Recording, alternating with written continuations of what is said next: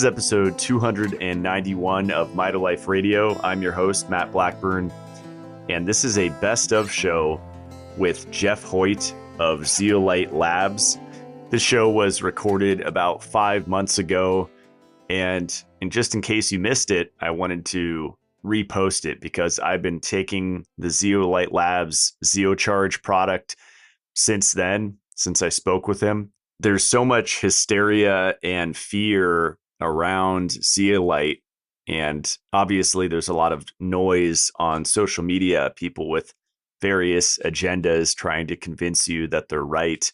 I've noticed the zeolite topic is one of the most charged topics, largely because there's a multi-level marketing company, an MLM, that has been selling a liquid nano zeolite for years, and a lot of mothers, influencers have bought their home, paid their mortgage from the commissions earned by promoting this liquid nano zeolite. And when you're that financially invested, I mean, I know personally dropping my omega-3 algae oil business that was making well over $1 million back in 2018, I walked away from my business partner that was super greedy and just wanted to keep it going. Even though I was telling him about lipofuscin and the importance of vitamin E and all the things that I was learning, he didn't care. He just cared about the money. And that's really unfortunate to see that with a lot of people online, that they're afraid of tarnishing their reputation. I personally don't care about that. I care about the truth. And that's why I was excited to have Jeff on the show to dispel a lot of these myths around the dangers of consuming zeolite, which is literally aluminum. It's aluminosilicate cages. So there's a lot to unlearn and learn in this show. It doesn't strip your body of beneficial minerals. Zeolite works with a swap mechanism, which to me is probably the highlight of this entire show. That's actually a game changer, and really smart practitioners in the HTMA space that I've interviewed recently were unaware of that, which is pretty cool to know that I'm on actually the cutting edge with this podcast. So enjoy the show. Here is Jeff Hoyt.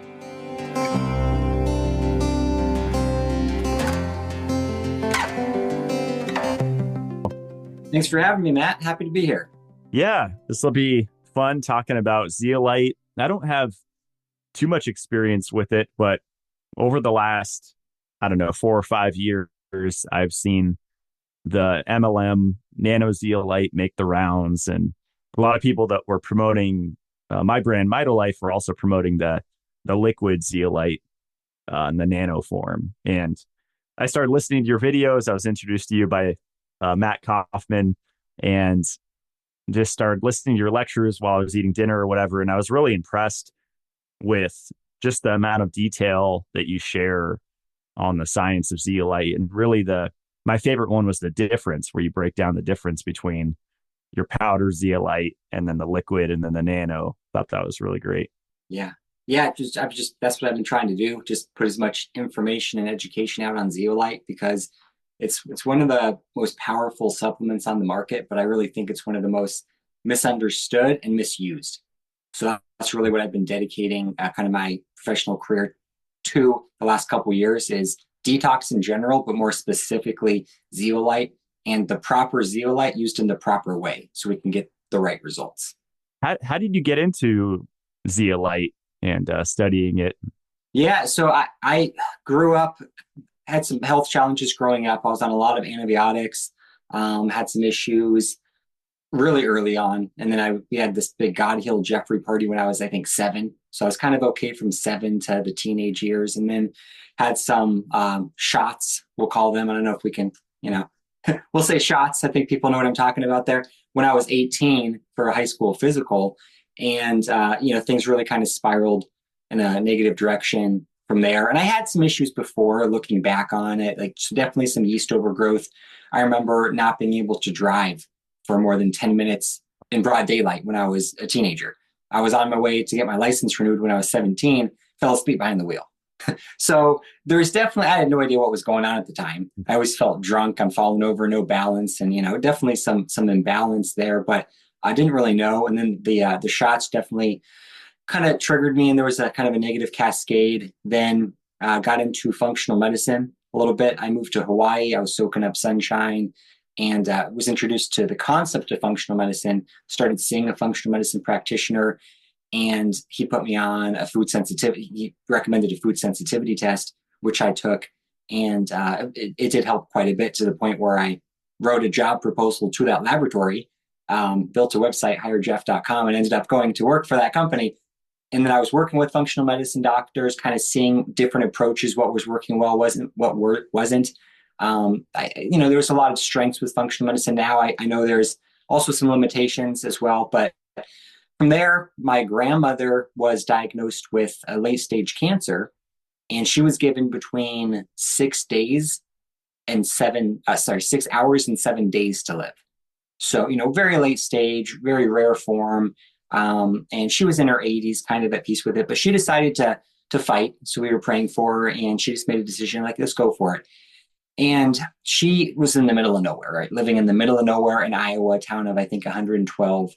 And she's like, well, we know this guy who sells supplements. And then my grandpa chimes in. He's like, this guy's a con artist. And so he was their computer repairman.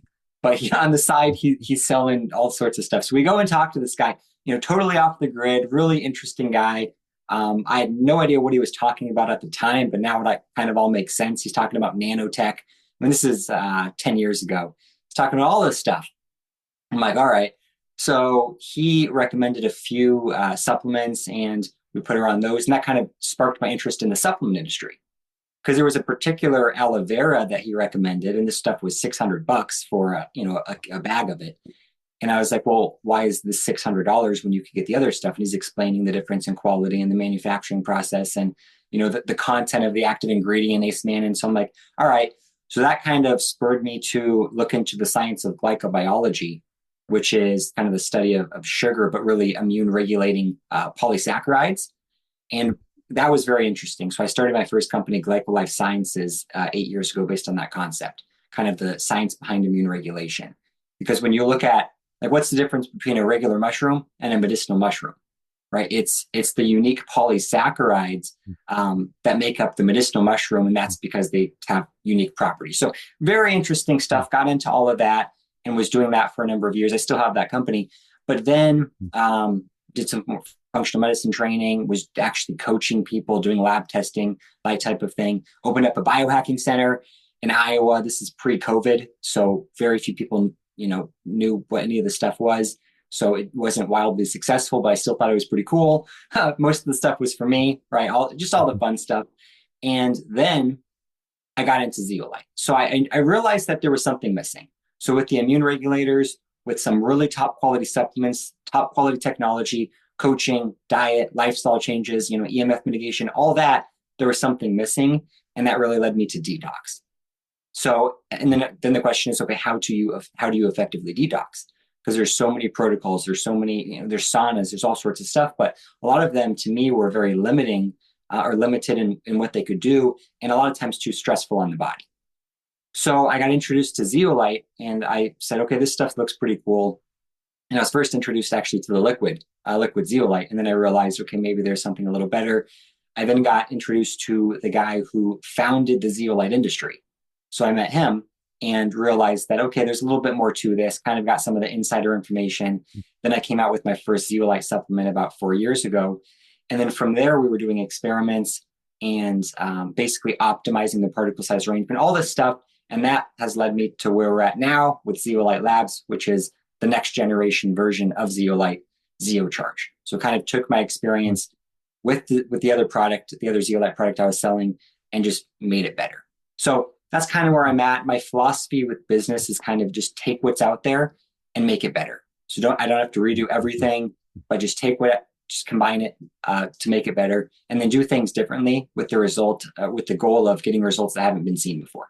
So if I just follow what everyone else is doing, mainstream education, or even alternative mainstream, those type of things, they can take me so far, but I want to do things that no one else is doing to see if I can get even better results. So that's kind of my overall philosophy.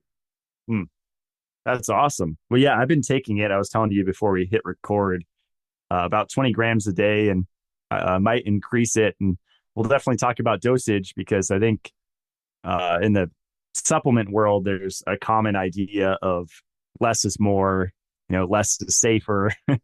I've done so much megadosing of different nutrients, and a lot of them short term. I mean, not for years, which is, I think, when you get into trouble, especially with like, say, fat soluble vitamins. But short term, like a month or two, I think it's a drop in the bucket, really. Um, but before we get into dosage, are we talking about a cage, and is it made of aluminum silicate? Is that? Yeah, so I'll just briefly kind of go over what it is. Yeah. So zeolite, because it is very confusing. There's so much information, and zeolite is a class of mineral. So zeolites by definition are aluminosilicates. So they're made of aluminum and silica. So that's concern number one, because people say, well, if this stuff is made of aluminum and silica, why would you want to put it in your body? The key is that what I like to say is when you put anything in your body, what is the net effect? Right? The total, after all the interactions, everything that happens, what is the end result? So when you put something like a good quality zeolite in your body, although it has metals, those metals are not depositing themselves. They're not bioavailable. They're passing through in a structure, trapping other toxic elements and leaving the body. So the net effect is you're actually reducing levels of toxic metals and other toxic elements. So that's one misconception, because there are a number of people who just say anything, shilajit or zeolite or anything from the earth, basically don't consume it because it has metals. Everything from the earth is going to have metals because the earth is made of metals, right? It doesn't necessarily mean it's a bad product. It's just how it's interacting. So zeolites in general, aluminosilicates, they're volcanic minerals, and they have a negative ionic charge. So they're attracted to positively charged elements, which makes it unique. So a lot of the positively charged, positive elements in our bodies are things like the heavy metals, the mycotoxins, ammonia, radioactive isotopes, various toxic elements. What makes zeolite unique to some of the other binders and chelators on the market, there's a number of things, but one is that it's a selective or a smart binder. So it's not just going and grabbing everything with the positive charge, because that's what most things do, and it just results in a stressful experience, and it can deplete nutrients. That's why you have to pulse on and off of it. Zeolite works by a swap mechanism. So naturally occurring, zeolite has electrolytes in its, and yes, it is a cage-like structure. So it kind of looks like a honeycomb cage, which is also unique because it has a stronger ability to trap things in there. So in this cage, naturally, you have calcium, magnesium, potassium, sodium, right? These electrolytes. And when the zeolite structure comes across a heavier element, like a heavy metal, it will trade what it has for what it prefers. So if the zeolite structure has the potassium in it that comes across mercury, it trades the potassium for the mercury. If it comes across another essential nutrient, it leaves it alone because it already has the mineral that it prefers. So that's why it's unique. It's very interesting. Now, one thing to consider is zeolite is a broad term. So you can't take the information that is being presented here and apply it to a lot of zeolite supplements. So you've got these different classifications of zeolite supplements as well. First thing to distinguish, is it natural or is it synthetic? Because now we have a number of synthetic and lab grown and fragmented and all these various things where we've taken the zeolite structure, broken it apart, and now you no longer really have zeolite. Right. So that's another issue. That's not going to be a selective binder. There is potential for, aluminum accumulation in the body with those type of things. So what the information that's being presented here is for natural clinoptilolite zeolite. So clinoptilolite is the form of zeolite that was chosen to be used for human consumption for a few reasons, but there's a bunch of other naturally occurring forms of zeolite that are not going to be safe. So just because it's zeolite doesn't mean it's good. A lot of zeolites are going to be quite toxic to you. And so some of the information that you might find online that says, maybe zeolite is toxic, it's because it's not talking about clinoptilolite. That's what's proven to be safe. So that's very important to distinguish. Yeah, it's interesting. When I moved to the woods, more rural and the forest environment, you just tend to cut yourself more and get injuries and bleed. And I started carrying around zeolite capsules, and it was the natural clinoptilolite zeolite. And if I got an injury and I was outside of the house, I would just open a capsule on my skin, mix a little bit of water in it. And I learned that I think they use synthetic zeolite in the military is like a blood clotter. Is that right? That's what I Yeah, was there hearing is an about. application. I think there's a patent or there's something. It's in some sort of quick clot, or it's Hmm. something that, Yep. yeah. I have that stuff too. Yeah. If I get shot or something, I probably want to go for that. But yeah, that's fascinating about the natural versus synthetic. So the synthetic will just not selectively bind. So with Yeah. the research, so a lot of people when they think they just think about zeolite and say it's made of aluminum, it's made of silicone, there's going to be some metals in the structure. Then they're not. You have to look at the big picture. So that's where you come up Mhm. with these other things where they try to alter the structure. So some of the synthetics, and interestingly, all of the studies, the human studies in animal on clinoptilolite zeolite, none of them have showed any aluminum toxicity or aluminum accumulation. But there is at least one study showing that a synthetic zeolite has been shown to accumulate in organs in the body. So it's really the synthetic that you have to be careful. I mean, the body just doesn't know what to do with it. It's different. It's not a natural form. It's just a completely different ball game there. And then the lab grown is another one that's sold in the supplement form, and that's just another way to say synthetic. Mm. So some people talk about, well, we need to reduce the aluminum content of the zeolite so it has less aluminum. You can't do that because it's a structure. So if you break apart the structure, you no longer have this cage, which is the entire point. Now you have potentially these, maybe zeolite fragments or clinotillite fragments, whatever they're marketed at, but just different, right? It's Mhm. it's not. I personally would not put any of that stuff in my body, right? I'm more into the natural. What I like to do is take solutions from nature and supercharge them with science. And I think that's a good way to explain kind of what we've done with the zeolite is it's a naturally occurring mineral, and we micronize it so it reduces the particle size, which we'll get into, to optimize its effectiveness, but we're not actually altering the structure or trying to synthesize it to make it better, because when we try to do that, we usually make it worse. Yep. Well, can we go into the different products? Because you kind of referred to them earlier.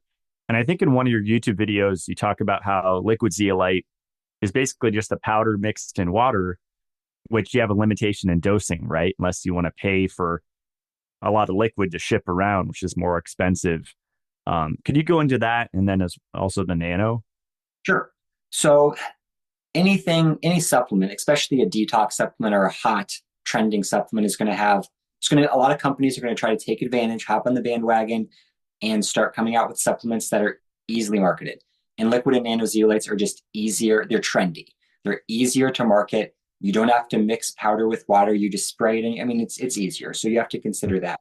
And originally, there was only powdered zeolite because zeolite is a big mineral. So it looks like this huge rock, and then you can process it into smaller sizes. There's no such thing as liquid zeolite in itself. There was a pharmaceutical company who had patented a, a liquid zeolite. They liquefied the zeolite, but they couldn't do anything with it because it destroyed the structure. So that no one uses liquid. So there's no such thing as liquid zeolite. So when we refer to liquid zeolite, we're referring to the micronized zeolite, and then it's mixed with water. So I think there's three categories when we're talking about, let's just say, natural zeolites. You've got the powders, you've got the liquids, and you've got the nanos. So initially, everything was a powder, and there are various particle sizes, generally just GI binders, kind of, really grainy, large, kind of unpleasant, kind of sandy type, just for a gut binder, kind of like a charcoal or a clay or something else of that nature, except still has a different set of advantages because it's a selective binder. So it can be taken on a consistent basis. You don't have to worry about nutrient depletion, etc. So then you had this liquid zeolite movement, and most of them, they were just taking the powder that was available and they were mixing it with a bit of water, and they were calling it a liquid zeolite. And, because it's trendy and all this other stuff, most of them were marketing it as super small particles or nano, but it was exactly the same thing. And on the label, you're looking at less than 1 milligram of zeolite. And then when you're looking at the powders, you're looking at maybe, 5,000 milligrams or 1,000 milligrams at least, kind of depending. Even the capsule is probably 500 milligrams per cap type of thing. So there was that. And that, I think people kind of started catching on that was a little bit of a scam. But the trick, and we'll get into this, is that a lot of people were experiencing detox reactions with it, which was leading them to believe that it was working. And we'll definitely get into that. But after we had this liquid zeolite movement, and there was some lawsuits, there was lots of stuff going on here with these liquids, and most of them also were multi-level marketing, which adds another layer of complexity, just because of the marketing angle, right? And then you have thousands of independent distributors promoting something, which, is fine, but you have, the information being presented, you have to take it for what it is, right? So like when I'm selling zeolite, I'm obviously biased type of thing, right? You just have to understand that. So we had the liquids. Then you had the nanos more recently, where the true nanos actually are smaller particle sizes. So that's the good news, right? They've actually done something a little bit different. It's a different manufacturing process, and you've got these super small particles mixed with water.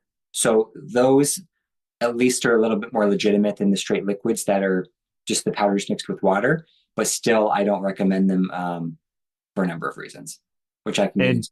Yeah, I'd love that. Yeah, it's right. Am I guessing correctly? Where the one thing is you just can't high dose it enough, or if you would, it would be really expensive.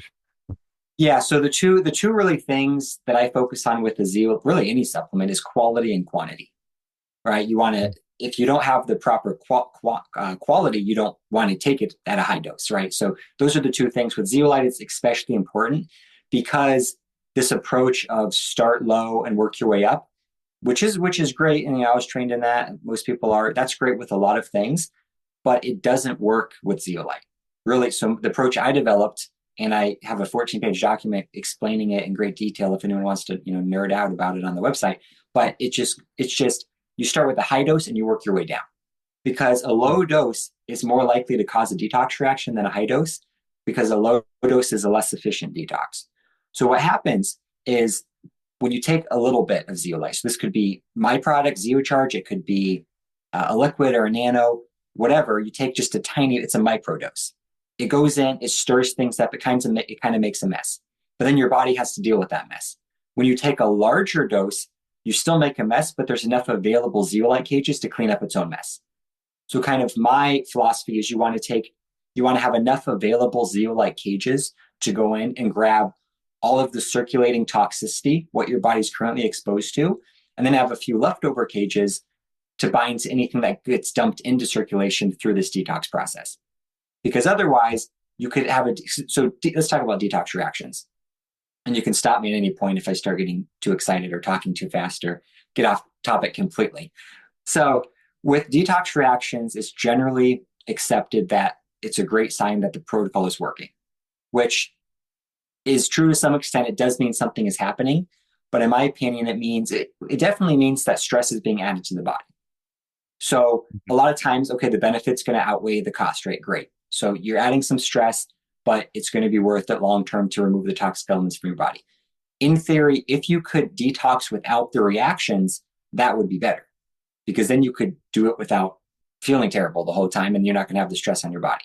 So with some things, potentially you're not going to be able to avoid the reactions.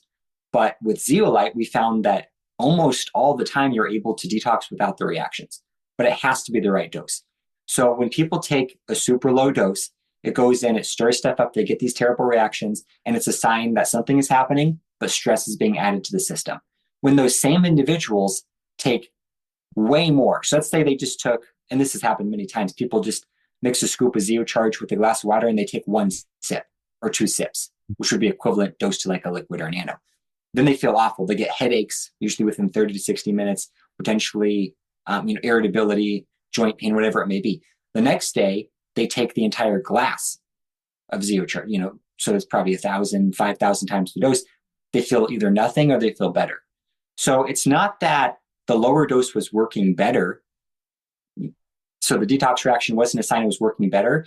It just means it was an inefficient detox, where the higher dose was more efficient. So the low dose will go in, it'll potentially disrupt biofilms. It'll potentially, just stir things up, and there's lots of mechanisms of action there. But basically, your body, if you have symptoms, your body has more circulating toxicity than it wants to handle at that time. So if you take a higher dose, it goes in and it's able to bind enough of the circulating toxicity that your body doesn't have to deal with it on its own, if that makes sense. Yeah, that was great. So to clarify, like, is zeolite drawing metals out of tissues, or is it solely focusing on the blood. Because my understanding, and I'm trying to think back to several weeks ago when I listened to your YouTube video, I think you were saying with the low dose, as you said, stir things up. Does it draw metals out of the tissues and there's not enough cages to grab them?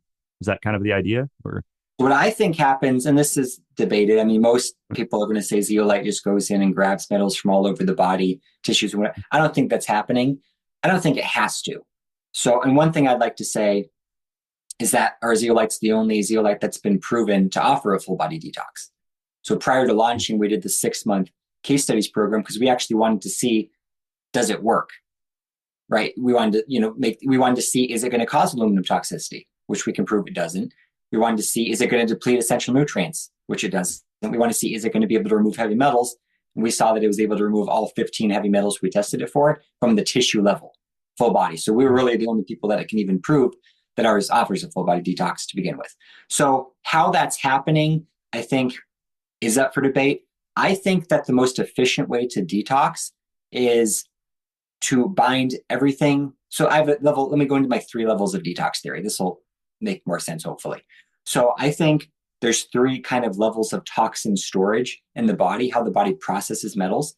One is what I call level 1. That's kind of the gut, circulatory, just exposure, what your body is currently processing. Then you've got this next level, which is just fat, a general tissue level, where the body will store toxic elements that it's not currently processing. Then you've got level 3, which is what I call deep storage. So this is where metals go into a deeply stored area. So as an example, let's say you eat a bunch of tuna and just way too much tuna, like more tuna than you probably should have eaten, right? And your body immediately tries to remove as much of that mercury, because the mercury in tuna, from your body as possible. Whatever your body can't get rid of relatively quickly, it has to do something with, because the body's focus is short-term survival, right? Homeostasis in the blood. So the body's more focused on short-term survival over long-term survival. So what the body does is tries to get everything out. Whatever it can't get out, it doesn't want to continue floating around, because as it's floating around in level 1, then it's being attacked by the immune system. That's stimulating an inflammatory response, causing stress. So the body will then tuck it into fat somewhere. And this is generally where it's going to go into level 2, which is just general tissue. And I think it's a short-term holding area for these metals and toxic elements. And then if level 1 clears out and you have enough, I call it detox energy, then your body will release this short-term storage mercury back into level 1, you get it out. But a lot of times that just never happens because you continue being exposed to all sorts of other stuff. If level 2 fills up, then it has to go somewhere. And that's where the mercury goes into the deeper areas, which is level 3, which is really more organs. Now, sometimes it just goes straight into organs. I think there's just different storage units. But I think the key to detox is to effectively remove the level 1 toxicity, what you're exposed to. And that raises your body's detox energy and allows your body to naturally start pushing out the metals and other toxins from organs and tissue. I think that what the problem with most detox approaches is they go in, and maybe it's just a different approach, but I think what most detoxes do is they go in and try to rip out metals or push metals from tissue and organs, and then they end up in circulation and just being exposed in level 1, and that's where you're getting all these symptoms. Because if you were already at max capacity in level 1, you had met your stress threshold, and now you added more to it, you're going to get a lot of symptoms because you can't handle it. So the healthier you are, the faster you detox. So one of the keys to detox is getting healthy. Of course, that's easier said than done. So that's why some people get detox symptoms, some people don't. If someone's at max capacity, they're dealing with mycotoxins, they've got microbial issues, they've got all this stuff going on, and then they try to do a detox protocol. Those are usually the people considered too sick to detox because they're already at max capacity. They don't have room in level 1. They try to push something from level 2 or 3 deeply stored into level 1, and it just makes it worse. So in those individuals, and I think really for everyone, the effective approach is remove level 1, and then at its own pace, the body will release levels 2 and 3. So you've got traditional approaches that are push catch, right? So you push metals from organs and tissue into level 1, and then you catch them with binders. I think if you're just taking zeolite, it's the opposite. It's like catch and release, where you catch the things that are just currently floating around, and then the body will release toxicants at its own pace. That was a great explanation. And are you a fan of coffee enemas and sauna? Because I know the HTMA people, I've had a lot of them on the show, and that's kind of their go-to for kidneys and liver support. Yeah, I think those can be effective as well. I try sometimes. I think with detox, less is more. There's a Mm. point that I call max detox, where your body's going to be detoxing as fast as it ever will. And if you keep adding detox supplements and technologies on after you're at max detox, it's not going to increase the detox at all. So once you hit max detox, I think you can just continue doing what you're doing. And at that point, I don't think you want to be adding anything else in because it could potentially be causing stress. And the only thing that can happen is it slows down the detox. So I think sometimes what happens is the detox gets so stressful that your body goes into survival mode and stops releasing the deeply stored metals. And it just depends on the health of the person. So it is interesting. I think the people that have found the best results with the Zeocharge are those who are deemed too sick to detox and then have tried other detoxes and it's just been too harsh for them because it's just the reverse approach. So instead of pushing things out of organs, it's catching and then the body at its own pace. Sometimes it takes a month to maybe even longer for the body to feel comfortable to release. But that's why you don't get the reactions because you're only releasing at your own pace. Hmm. I wonder if that's why, or one of the reasons, of course, there's always mental, emotional stress that's a huge could be a root cause of health issues. But I wonder if that's why a lot of people can't experience weight loss in a regular sauna routine is because they're releasing these metals from their adipose and then they're just circulating and getting redistributed, right? And we know that heavy metals are obesogens, right? Yeah. Yeah, absolutely. So, and that's what I mean, when you think about it's all the body's intelligent, right? When we try to outsmart the body, we always lose that battle. And I think that's a lot of times what we try to do with detox. And when you think about the body's focus, which is, homeostasis in the blood, it's short-term survival, the body would prefer to keep something incredibly toxic like mercury in fat or even in your brain. Even if it's deteriorating your brain, it would prefer that to having it exposed and being attacked by the immune system, causing inflammation. Because when you tuck these metals away, they're hiding from the immune system. Now they might be still causing, nervous system issues and other issues, but it's still less stressful than having them floating around being actively processed by the body. So that's what I think that's a really important key to understand when you're thinking about detox is just what is the body prioritizing. So if your body is focusing on mental emotional stress and any sort of stress is anything that makes the body work harder than normal to stay balanced. That could be anything. As your body's focusing on those things, that's taking away from your body's natural detox energy, just the total resources it has available to allocate towards detox. And at that point, you're just all those metals that are stored, whether it was from a slow accumulation over time or it was from a couple of acute exposures, they're just not going to go anywhere because your body's not going to have the confidence to be able to release them and safely get them out of the body without causing too much issues. And I've seen this with chelation, which is very interesting. And this was a big shock to me because there's one chelator, OSR, which from Boyd Haley, which is the strongest known chelator, lots of clinical research on animals and humans. And it's for mercury. And no, don't go out and buy this, people. I'm not promoting it. I used to, and you can't get it either. It's in trials to be a drug. But so this is stronger than like EDTA and waste, but not even PS and okay, not even close. By far the strongest, and it's specifically designed for mercury because most of the chelators are not effective at all for mercury. Mm-hmm. And this is hydrophobic, so it goes straight into fat. Wow. It was specifically designed by this guy Boyd Haley to remove mercury from your brain because he was doing research at University of Kentucky, discovered the correlation between Alzheimer's, mercury toxicity, and said, how do we get it out? And there was no effective solutions to his knowledge. So he developed this compound. And in the studies, had such a strong bind to mercury that when they bound this OSR compound to mercury, it developed a completely non-toxic compound that you could then feed to animals. It didn't even hurt them. So once it binds to mercury, it never lets go. Incredibly strong bond. In the animal studies, it was able to go into organs, into the brain, remove all the mercury safely, not stressful at all. Incredible. They did a lot of studies on coal miners, also incredible results. Now, there's a huge difference in detoxing someone that is healthy and someone that is chronically ill. And that's really important to understand as well. So that particular chelator is going to be incredible if you were just exposed to mercury and it's in the blood, you go and grab it. But the key is if your body does not want to let go of mercury, it will not let go no matter what you do. So there's a lot of people who take that chelator that have complex illnesses, and it does not remove the mercury from their body at all. And this was a shock. I just learned this a couple of years ago because I had there was a lot of people taking it, including family members. And after I started testing, I realized it wasn't doing it. And it was because it was basically fighting against the body, and the body was not ready to release the mercury from the tissue, mostly the brain with the amalgam fillings, because it was going to be too stressful on the way out. And a lot of people experience this tugging effect where it's like a tug of war in their brain, where I think what's happening is this chelator is there trying to remove the mercury, and the brain cells just won't let go. So anything like that, you want to stay away from.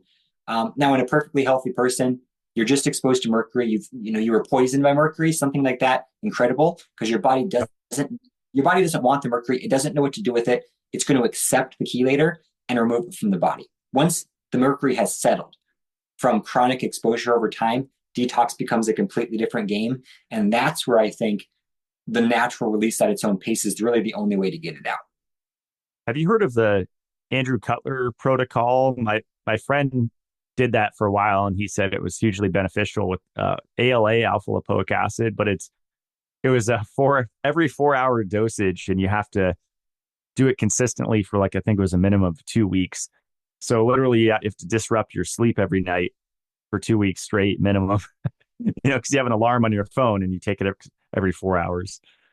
Yeah, I think it's a highly inefficient way to detox, highly stressful.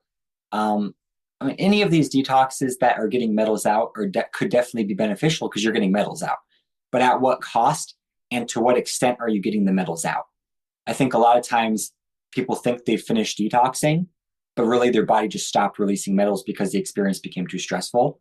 I think that's one thing. And from testing that I do, the tissue testing, it's very difficult. Sometimes it's very difficult to remove, especially mercury from tissue. A lot of the other metals are very easy, but when it comes to deeply stored mercury, especially people that have 12, 14 amalgam fillings in their mouth, they all have mercury in tissue, every single one I've ever tested. And it's just been there for 30, 40, 50 years. It's hard to get rid of. So things like the Andy Cutler protocol, it's definitely helped a lot of people, so I don't want to say anything bad about it, but I wouldn't recommend it to anyone personally. I found a lot of people switched over to ZeoCharge, and it's worked not only much more effectively, but much faster. And that just goes back to a lot of people, they're not experiencing any reactions at all when they take ZeoCharge, so they don't think it's working as well. But really, it's just working so much more efficiently. And then they start testing and they realize not only is it working, it's working faster than the other detoxes because it's so efficient and the body's willing to release more metals at a time. So back to your question, which I never answered, about does the zeolite go into tissue?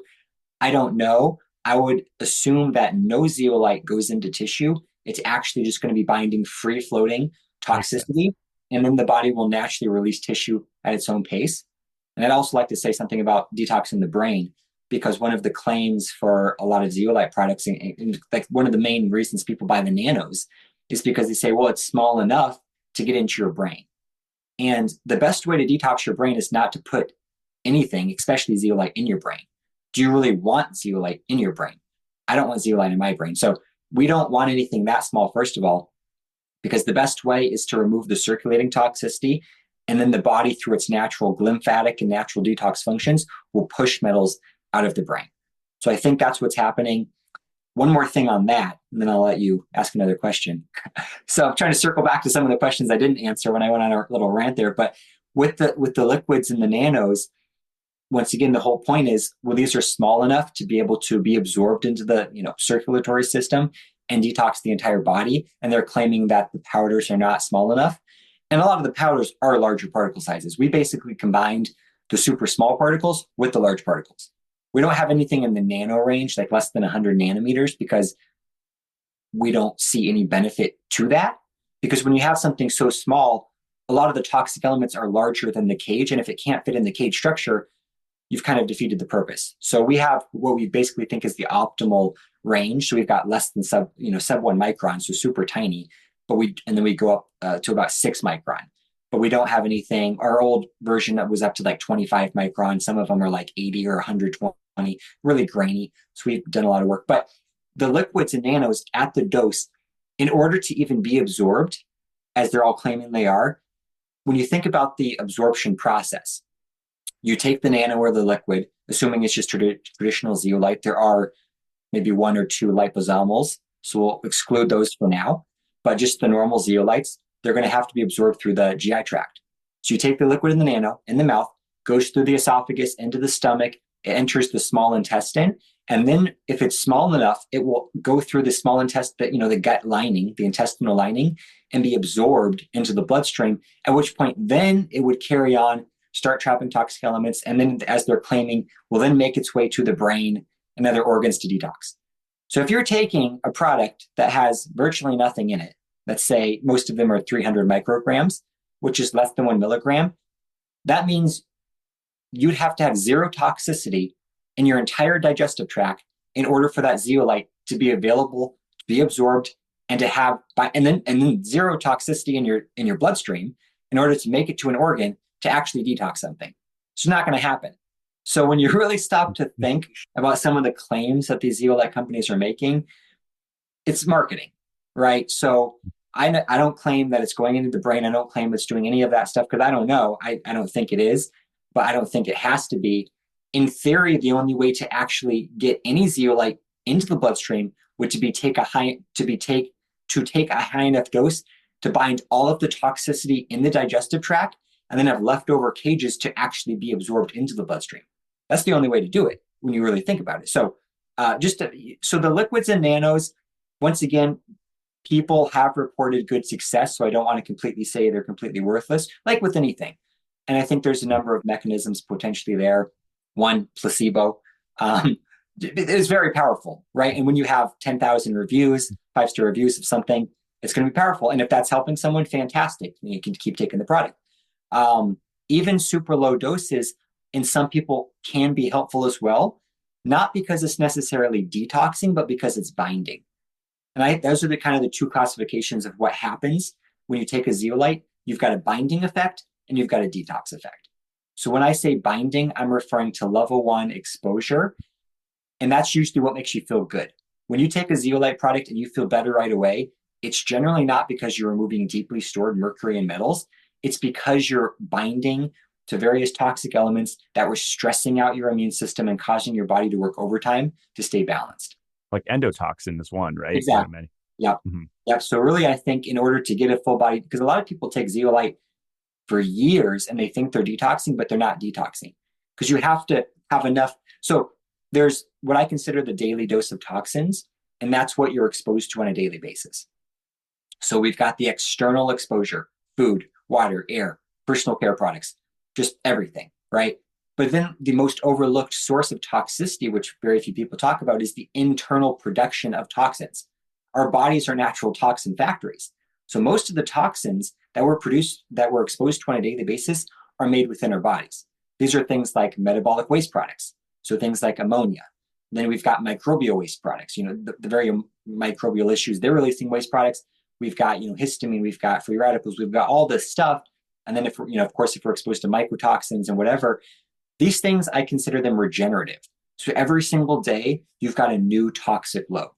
So a certain amount of your zeolite or whatever detox you're doing is primarily going to be focusing on that, because that's the body's focus, and that's what it's the first line, what it's exposed to. So you have to have enough zeolite to bind to all of that, and then extra if you want to get to the next level of detox.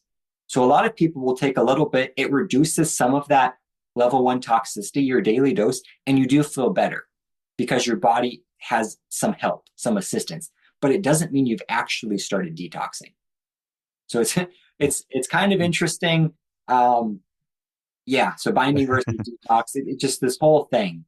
But yeah, that's what it all goes back to dose. That's fascinating. Yeah, it's a good distinction. So with your 6-month case study, and when you refer to like removing metals from the tissues and you prove that, are you using HTMA, hair tissue mineral analysis, for that? Or so for our case studies program, we utilize the Oligo scan. Okay. So OLIGO scan, and it's a tissue test. So it's really the only one, because you've got, and all the tests, I like all the tests, it's just you have to understand what you're looking at. So urine is measuring excretion from the urine, blood, circulatory, hair, excretion from the hair, kind of a 3-month average, and so on. There's other tests. So those are all measuring level 1, right? What's being excreted, what's being processed. The illegal scan is the only test besides a biopsy that is actually measuring tissue. So you're still going to get you're going to get false negatives on all tests because you're not doing a biopsy. But the illegal scan I like because you're getting a little deeper level and you're looking at the tissue in the palm of your hand. So you're not seeing what's in your brain, what's in your kidneys, what's in your liver, what's in your organs, what I consider level 3. But the baseline test is this level 2 general tissue area. So what I like on any heavy metal test, when you retest, you want the metals to rise, every single test, because that indicates you have increased excretion and your body's processing the metals. That's what you want. Now, if you get an increased level on the hair, the urine, and the blood, that's fantastic because you know they're coming out of a tissue somewhere. But what you don't know is, are they coming out of general tissue or are they coming out of organs? With the illegal scan, if the level rises, since general tissue was your baseline, you know they're coming out of the deeper level. So that's one reason I like it. If you could do all the tests consistently, you're going to get the best data. So, and the HTMA is completely different. HTMA is great for, the mineral balancing programs because you're able to look at the ratios. The ratios are just different on the illegal skin. You can't really do, like Matt was saying, Matt Kaufman, you can't really come up with a mineral balancing protocol from the illegal scan. So HTMA's got the advantage there. But in terms of just seeing, is your body pushing out metals from deep storage, the illegal scan works great because you can see if the level goes up and down type of thing. Yeah. My current protocol, and I'm kind of the guinea pig. I was talking to Matt Kaufman about this, is your product Zeocharge combined with the high dose melatonin that I sell. And I've had Dr. John Lawrence on the show, and I've listened to hours of Russell Ryder and all these melatonin experts. And I'm taking 200 milligrams a night, and it turns out melatonin is such a powerful heavy metal chelator. And my nickel's off the charts, the highest Matt's ever seen on a test, and I'm dumping all the metals. So something I'm doing, and he's convinced it's my melatonin that's doing it. We'll see. No, I make 180 milligram melatonin capsules mixed with magnesium biglycinate. So and I was putting a lot of people on those short term during for a mercury detox along with the Zeocharge, because if there was any stress being added to the system as you're removing deeply stored mercury, it's incredibly toxic to your central nervous system. And melatonin is probably the strongest antioxidant for your central nervous system. So just for that effect, I really like it for that. And just detox potential on its own. I mean, just the ability to detox the brain from various things. And I like it as well. So there's what I tell people is there's a lot of ways to get from point A to point B. I'm not saying Zeocharge is the only way to detox. It's not the only thing that works. It's not the only way you're going to be able to get out deeply stored metals. Like, we know. It sounds like it could be a great synergy, like with my little experiment I'm doing. Exactly. I like to call it a foundation. So like Matt with the mineral balancing, he's using it, he's using the mineral balancing as the primary and then the Zeocharge kind of as a secondary type of thing. I like to use Zeocharge as the primary. Of course, I'm going to be biased. And then other things as secondary type of, so it just kind of depends, but it does work really well with a lot of other things. A lot of people, as you mentioned earlier, will combine it with like the enemas, with the saunas, potentially ionic foot baths or whatever they may be doing. And I think that can all be beneficial. One thing that's interesting, it's a binder, right? Zeolite is considered a binder. Maybe we should go into what it binds to too. But Well, I wanted to ask you about the Oligo scan. I really like to do it. I'm up fully off grid deep in the woods. And so it's always a challenge to get testing done. Ideally, I do like home tests, but can you get a home unit or is it super expensive? I can connect you with his name is Jeff as well, who runs the company. If you want like you get them as a practitioner. Oh, okay. Generally they're designed for clinics, and then you have to go in person to get tested because it's a physical scan. And I'm picturing like this is different from the biofeedback where you put your hands on the little metal. This is completely different. No, so that's all different.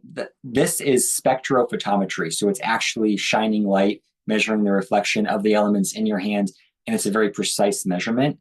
So with any sort of bioenergetics or any of that, you're going to have very low reproducibility. Not saying they're not good, but things change. So there's issues with this. It's going to be incredibly reproducible.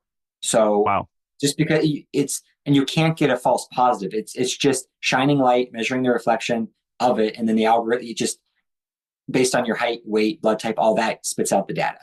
Is it because every mineral has a different light emission? Is that I mean, okay? when you look at this is how a lot of lab tests are analyzed. When you send in your blood for just a traditional lab panel and a lot of things, people are not looking at that blood through a microscope, right? There's light spectrometry, there's things shining at it, measure. It's the same concept, very similar concept in a lot of lab tests. So yeah, it's not like exactly new technology, but this is unique because they basically had to develop the reference range, and that's what took so long.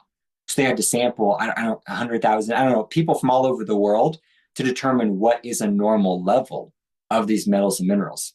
Because that's what you have to do with any lab test, is you have to test a bunch of people, and you basically take the average or the median, and that's, the baseline level. So that's what they had to do, and that's what took them so long to develop the technology. But it's a very simple technology, just for people that understand that science.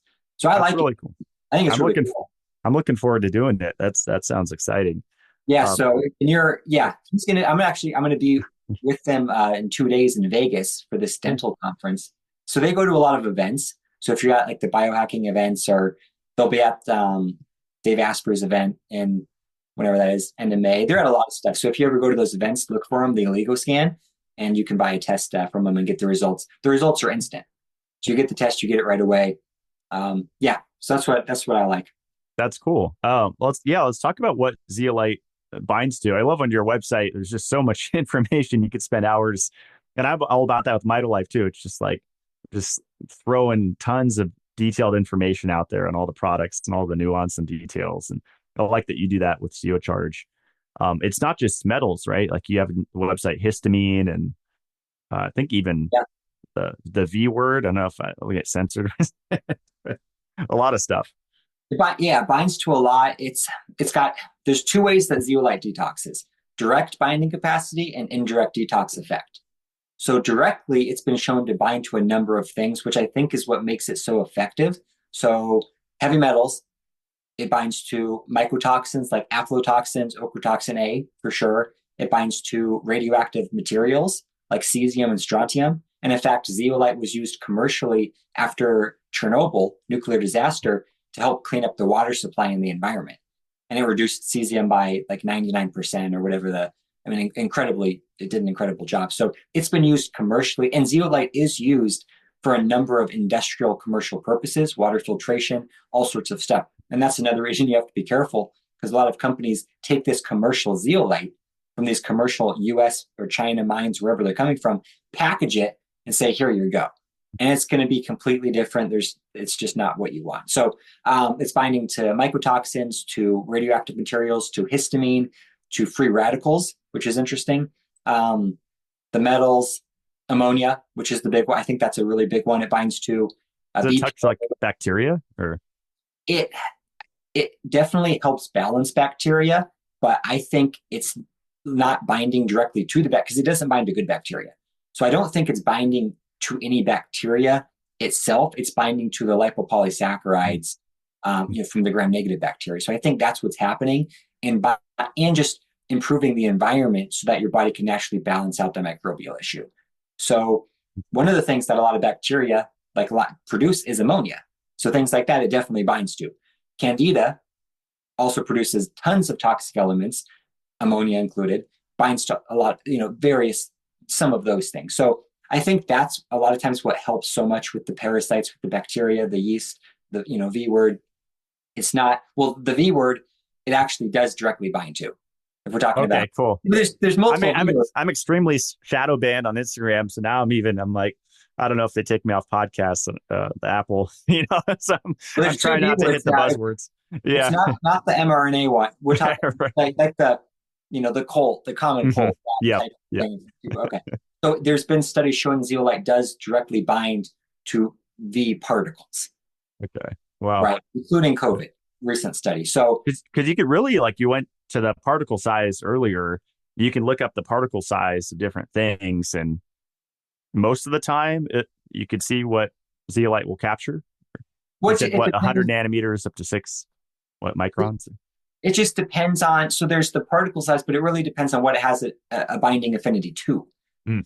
based on atomic weight and a number of other factors. So one is the size, and quickly on the size, what zeolite can both absorb, basically adsorb and absorb. So it can bring things into its structure through that swap mechanism, which is the most efficient way to detox, but it can also adsorb, attach toxic elements to its structure.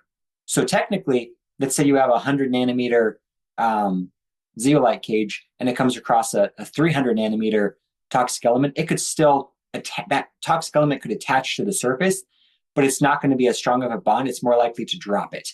And that could be an issue. Okay. But there's a limit. So if you have something that's multiple microns, maybe it's not going to bind. Like a lot of the nanos are like two nanometers. So if you have something that's 2 nanometers, then you have a mycotoxin that's 100 nanometers, or maybe like a multiple, like 1,000 times or 100 times. It's like, how efficient is it really going to be able to detox that specific thing? And that's where I think the larger particles are a little better. So the argument, I'll give credit to the nanos here. The argument is the smaller the particle size, the more surface area you have, which is true to some extent. So if you have these super, because otherwise people would say, why don't we just take super large particle zeolites? Because they're going to be able to bind everything.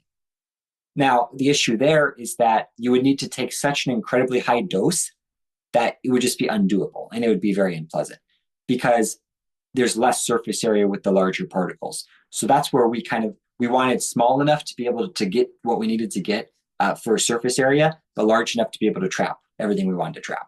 So it's kind of how that works. And then it's not just going to trap everything though. It's based on, it's a selective binder. Mm-hmm. So that's where it's going to be able, it's been shown to bind to a lot of toxic things, but I think what's misunderstood, what's overlooked, and probably even more important is the indirect detox effect. So as you remove so much circulating toxicity and all these metabolic waste products and various things, then your body is able to naturally release indiscriminately toxic elements. So that's why zeolite can detox fluoride, and it can detox it has no direct affinity for fluoride at all, but it can detox fluoride. So I think it can detox a lot of other things, but that's just because now the body has enough energy to dump these things that it was storing in tissue or bone or wherever it was storing it, because zeolite bound to so many things that it was attracted to. So when people ask me, does zeocharge detox this? Does it have a direct binding capacity for it? That's one question, but does it detox it? Probably. Yeah. It doesn't have to have a direct binding capacity to detox it. Have you looked into aldehydes? I had a practitioner on a couple of times, and he's all about aldehyde toxicity, that said most of the plants walking around drunk, even if they're not drinking alcohol. I haven't looked into that. Okay. Because I'm curious if it would help with drink alcohol consumption or just endogenous. It does. Actually, it does. So actually, I have looked into it a little. The original use case for a zeolite supplement was a hangover cure. Oh, really? Actually, initially. So it actually does absorb aldehyde. It absolutely does. I think some companies will market it for that. So it actually, that's funny. Yeah, it actually does help quite a bit with that. It absorbs a number of gases as well. So they were even looking at it at one of the Ivy League schools for like methane gas and things. They're using it in different like plastic materials for like food storage to absorb gases as they start decaying. So it's used for a lot of different things. But yeah, I think it's really, and I think that's why zeolite is so much more powerful than the synthetic chelators and a lot of detox agents, because they're so selective. So like back to the OSR, way stronger bind than zeolite to mercury. But we found that the zeocharge is much more effective at detoxing mercury than that. And that's what was stunning. And I didn't know this until the case studies, because before I was saying, yeah, we need to take all this stuff. But then I realized just by removing all this broad, spectrum toxicity in level 1, the body naturally releases the mercury from deep storage on its own. And that's more effective than trying to go in and rip it out. That's what was interesting. Have you ever heard of magnetochelation? Like I had Dean Bonley on the show before he passed, of Magnetico sleep pads. And I slept on that for years off and on. Like I cycled it. Like I would do 3 to 4 years straight and then take a couple years off and then get back on it. And it's pretty intense. I think because I was on 0 binders, like absolutely none. I mean, it was on Shilajit, for over a decade now. but I feel like it had long-term negative effects. And I wonder if, because he has a lecture on it on YouTube still, it's great. I've watched it countless times. It does push the metals out. And so if they're just circulating and then they just get redistributed, I think I was doing that to myself for years and years. And I think it just depends. So that's the thing. There's all these different approaches, and it just depends on, is it going to work for you specifically? Because a lot of people, especially the general healthy people, a lot of these detoxes are going to work because their body has enough natural capacity, enough resources to safely escort these metals out as they're being released by these various technologies. But the people that are at full capacity, they're super stressed with various chronic illnesses, that's where the issue is, because their body just can't handle it, and their body's going to have a difficult time releasing, because as a self-defense preservation mechanism, it's just going to keep things in storage.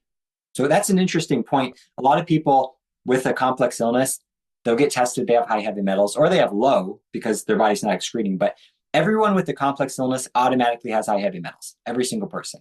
Now, that doesn't mean the heavy metals are the root cause of the complex illness. It could be that they are a result of the complex illness. So if someone is dealing, some sort of autoimmune condition or cancer, whatever it may be from anything over time, their body has to put so much focus on that condition, then the body's not going to have energy to work on detox. It's not going to be able to prioritize it as much. So then you're going to be slowly accumulating these metals and other things over time just from daily exposure. And that's how people end up just getting incredibly toxic. And they just end up with all this toxicity, not necessarily because they're like, where did I get it? It's not like there was some huge event that caused it. Maybe there was in some people, but usually it's just a slow grind over time that their body wasn't naturally detoxing. So it kind of all comes down to how much is your body, whatever's coming in, how much is your body getting out? If everything that's entering your body can get out right away, you're not going to have accumulation. If your body can't keep up with a daily dose of toxins, then you're going to get a little bit of accumulation every single day. And over time, that adds up a lot. And that leads us to duration of detox, because people think, I'm going to go on a 30-day detox. I'm going to take this smoothie or juice cleanse or whatever, and they're going to get all this metal out of their body. It all depends how long you been accumulating.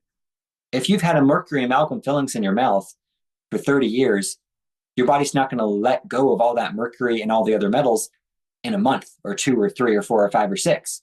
It's going to take a long time because the body only detoxes at its own pace. So, and that's another interesting thing. People say I'm detoxing too fast. I don't necessarily know if you can detox too fast. It depends on the protocol, I think. So like with zeolite, you can't detox too fast. You can only detox too inefficiently.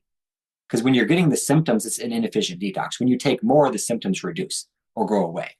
So it was just maybe other protocols is different. But with zeolite, you're not detoxing too fast. That's what people think. You're detoxing too inefficiently. You want to optimize the protocol there. That's awesome. It's going to take a while, right?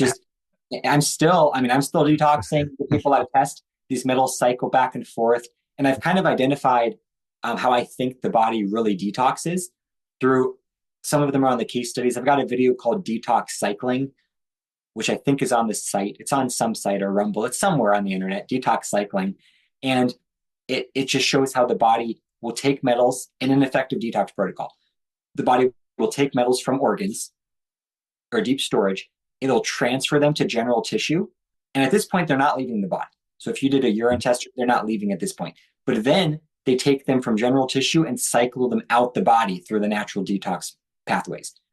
And then it repeats over and over. So it's never just dumping metals from organs to tissue. It's going in these cycles.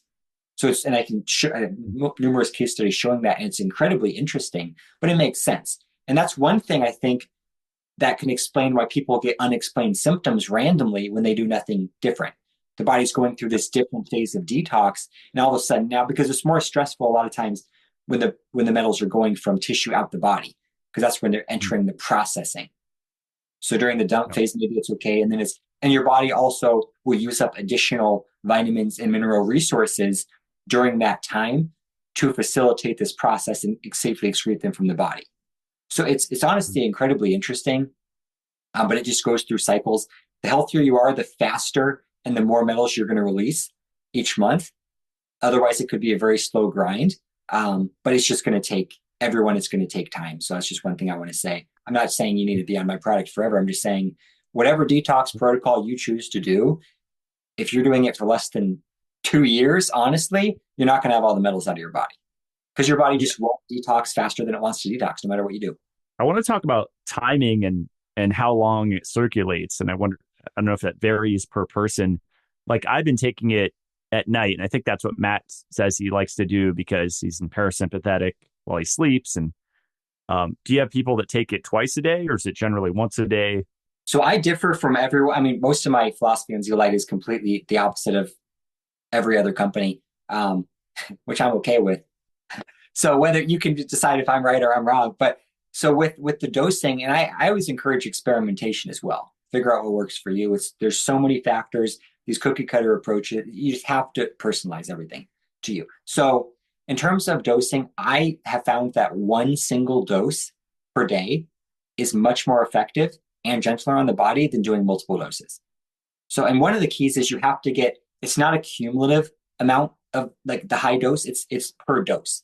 So initially in our case studies, we had people doing 5 grams, which was 1 scoop, twice per day.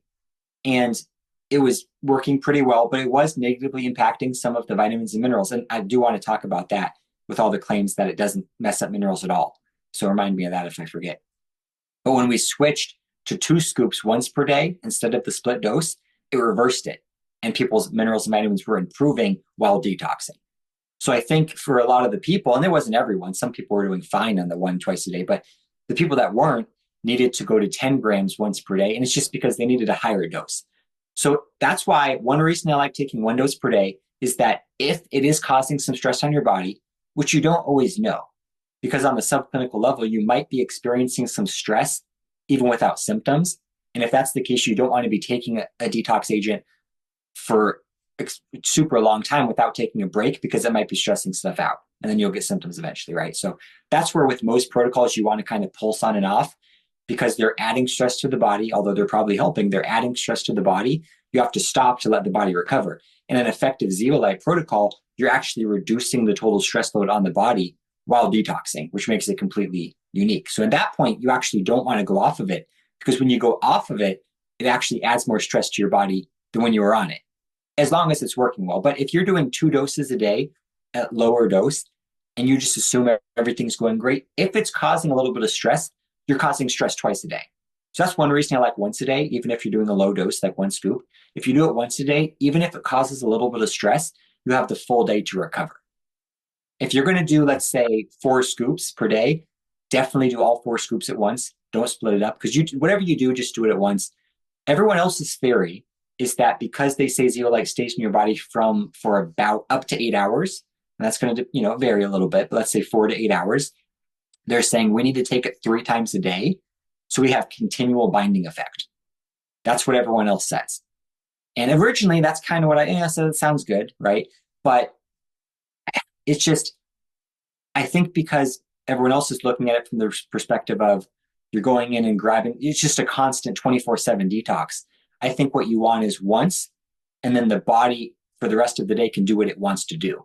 So you bind, you reduce the stress load once, and then for the rest of the rest of the day, the body is naturally releasing metals slowly at its own pace. I think that's what happens. And that's why you don't get the symptoms. So I don't know. Some people take it twice a day. It's fine. But overall, if you're just starting off, I would say once per day. Yeah. What if someone has like great vitamin and mineral status and they're, they have full capacity, liver, kidneys are working great. You have all your nutrients coming in. What about 20 grams twice a day, like just balls to the wall? Have you ever done that? Or yeah, and that's what I'm not sure about. So in theory, like even that, I would say just do 40 grams all at once because some people need super high doses. I personally take 40 grams a night. If I had to pay full price, I wouldn't be doing that. But you can't overdose on it. You can only underdose on it. So if you want to err on the side of caution, you always want to take more. If money's not an issue, just take more. But of course, it is, and you don't want to be wasteful. Like if you take too much, whatever's not used, you're just wasting basically in your body, right? So that's in terms of money you're wasting, but that's why you always want more. So like with my mom, actually, we did some experiments where she was doing a lower dose, like 10 grams for a couple years, also taking OSR. I assumed this stuff was just getting all the mercury out. She had 14 fillings in her mouth. We start testing her. No mercury was leaving her body this whole time. She had no symptoms of improvement. All the other metals were going, but nothing was really moving. So I take her off OSR. I double her dose to 20 grams of Zeocharge. It was like 20, 25 grams of Zeocharge. Test her 30 days later. Immediately, she's dumping mercury. And her vitamins skyrocketed. Her minerals balanced like ridiculously. It was all because of the dose. And she actually started feeling an improvement for the first time. 2 years, no improvement, both symptomatic and the test. After 30 days of doubling the dose, bam, we have symptoms improvement. So then she went to 6, which was actually a little bit better, 6 scoops, which was 30 grams. And she's now, she does like 4 to 6 a day now. But we actually bumped her to 30 grams twice per day. But we didn't see any, like there was zero change between just 6 scoops once per day and 6 scoops twice per day. There was no, because she was at max detox. So when you hit the max detox, your body's not going to detox faster if you just keep taking more. So we're like, we're not going to keep, wasting this. So we bumped back down. She's doing either between 4 and 6 every single day. She's still in this cycle of detox. Central nervous system started calming down. Eyesight started improving. Like some just things. Like it was 4 months after that where she said, I'm not in a hurry anymore. She was always running late, just like she was calmer, central nervous system. And she thought she's trying to figure out what it was. And I'm like, it's probably just the mercury leaving type of thing. So it just showed you, I'm not trying to sell you more product here. It's the dose. It's all about dose. So that's why you want to, at least starting off, err on the side of a higher dose to make sure you're getting to all levels of detox. Because what she was doing was taking a binding dose. So it was still probably beneficial binding to the daily dose of toxins. She wasn't accumulating anything more, but she didn't have enough to get the body to the point where it was going to naturally release the deeply stored stuff. So once per day, high dose, that's what I go for. And what time do you take it? Like I'd imagine in between meals? I like it. So once again, everyone else says you have to take it on an empty stomach. I say take it whenever you're going to take it consistently and do it at the same time every day. In all the animal research, it's always taken with food because they mix it with the animal feed and it improves nutrient status. So, and I'm going to get into that in a second, the nutrient status and the minerals. So it can be taken with food for sure. I think it's just different. So if you take it with food, some of the available zeolite, we'll call them zeolite soldiers, they're going to go in and start working on some of the toxicity from the food. Whether it's actual, pesticides or something from the food, or it's just metabolic waste products that your body's producing from digestion, like ammonia, because you're going to have increased levels of oxidative stress when you eat and just stress in general. So if you take it after a meal, you're going to help with that. If you take it on an empty stomach, since you're not dealing with the stress of digestion, you're probably going to be able to go after some other things. So initially, I was always taking it on an empty stomach. But now at this point, I'm taking it about 30 to 60 minutes after dinner every single night. That's what I do. I like to take it in the evening because I'm calmer. I'm more parasympathetic. Because if you need to be the more you're in a position to detox, the better you're going to detox. And then you have the night. It's going to be working through the night as you're sleeping and your liver's working and all this other stuff. So that's my preference. But honestly, I haven't found a huge difference, regardless of when it's taken, morning, night, with food, away from food. A lot of people take it first thing in the morning. In my theory, in my mind, I say for heavy metals, that might not be ideal because the body during a short, like if you're doing intermittent fasting and you haven't eaten for 14, 16, 18 hours, your body retains heavy metals just as it retains essential nutrients. And there's the animal studies showing this, that even mercury and some of the toxic metals, the body retained up to 10 times as much after, I think, 16 or 18 hours of fasting, which makes sense, right? The body starts holding on to things. So the detox might not be effective for heavy metals if you're taking it first thing in the morning, but maybe it's more effective for mycotoxins and plastics and environmental toxins because those don't resemble minerals. So heavy metal detox is really almost a whole nother category of detox than everything else. It's kind of like fasting. Everyone thinks fasting is just going to go and detox you. I think for a lot of toxic elements, it's true, but for heavy metals, I don't think it does. I think it has the opposite effect where the body goes in survival mode and doesn't release any of the heavy metals, just like it doesn't relieve the essential nutrients. Wow. And I have Yeah. a buddy. Okay. I was going to say I have a buddy in Hawaii who did a 40-day water fast recently, and he did 33 days straight water, like no salt, nothing, like straight water, and he was like 165 pounds fit, like not didn't have a lot of weight to lose. And then he did 7 days of it, maybe a little coconut water, potentially bone broth, omega, something, right? But I mean, that's pretty intense.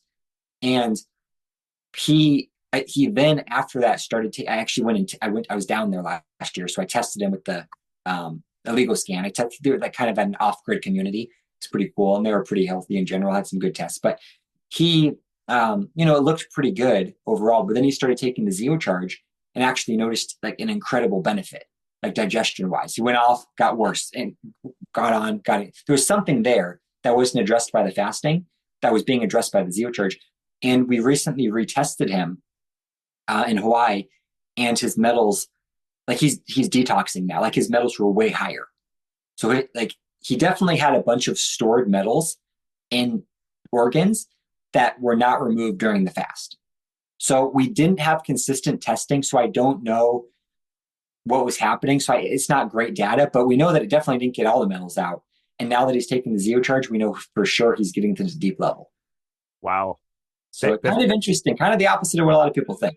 Yeah. I wanted to share my testimony recently with it. I think I've been on it since I talked to Matt, I don't know, 2 weeks ago, 3 weeks ago or something. I recently got back from a natural health conference, and this is one of the most jam-packed, I mean, thousands and thousands of people that you're interacting with and walking by for, 2 days, and, harsh fluorescent lights. And I always just feel thrashed at those conferences. And I probably should have been wearing yellow lenses, blue blockers, because I'm so sensitive if I'm just indoors most of the day under those harsh lights. So I got back to our Airbnb with my team and just felt kind of feverish, sore, watery eyes, sore throat, just like I was fighting something. And I had all my supplements there. I was on. My friends brought their supplements, so I was taking desiccated thymus and Pod Arco and all this stuff. But then I took 20 grams of your Zeolite, and it was really within 10 or 15 minutes, I felt an immediate relief.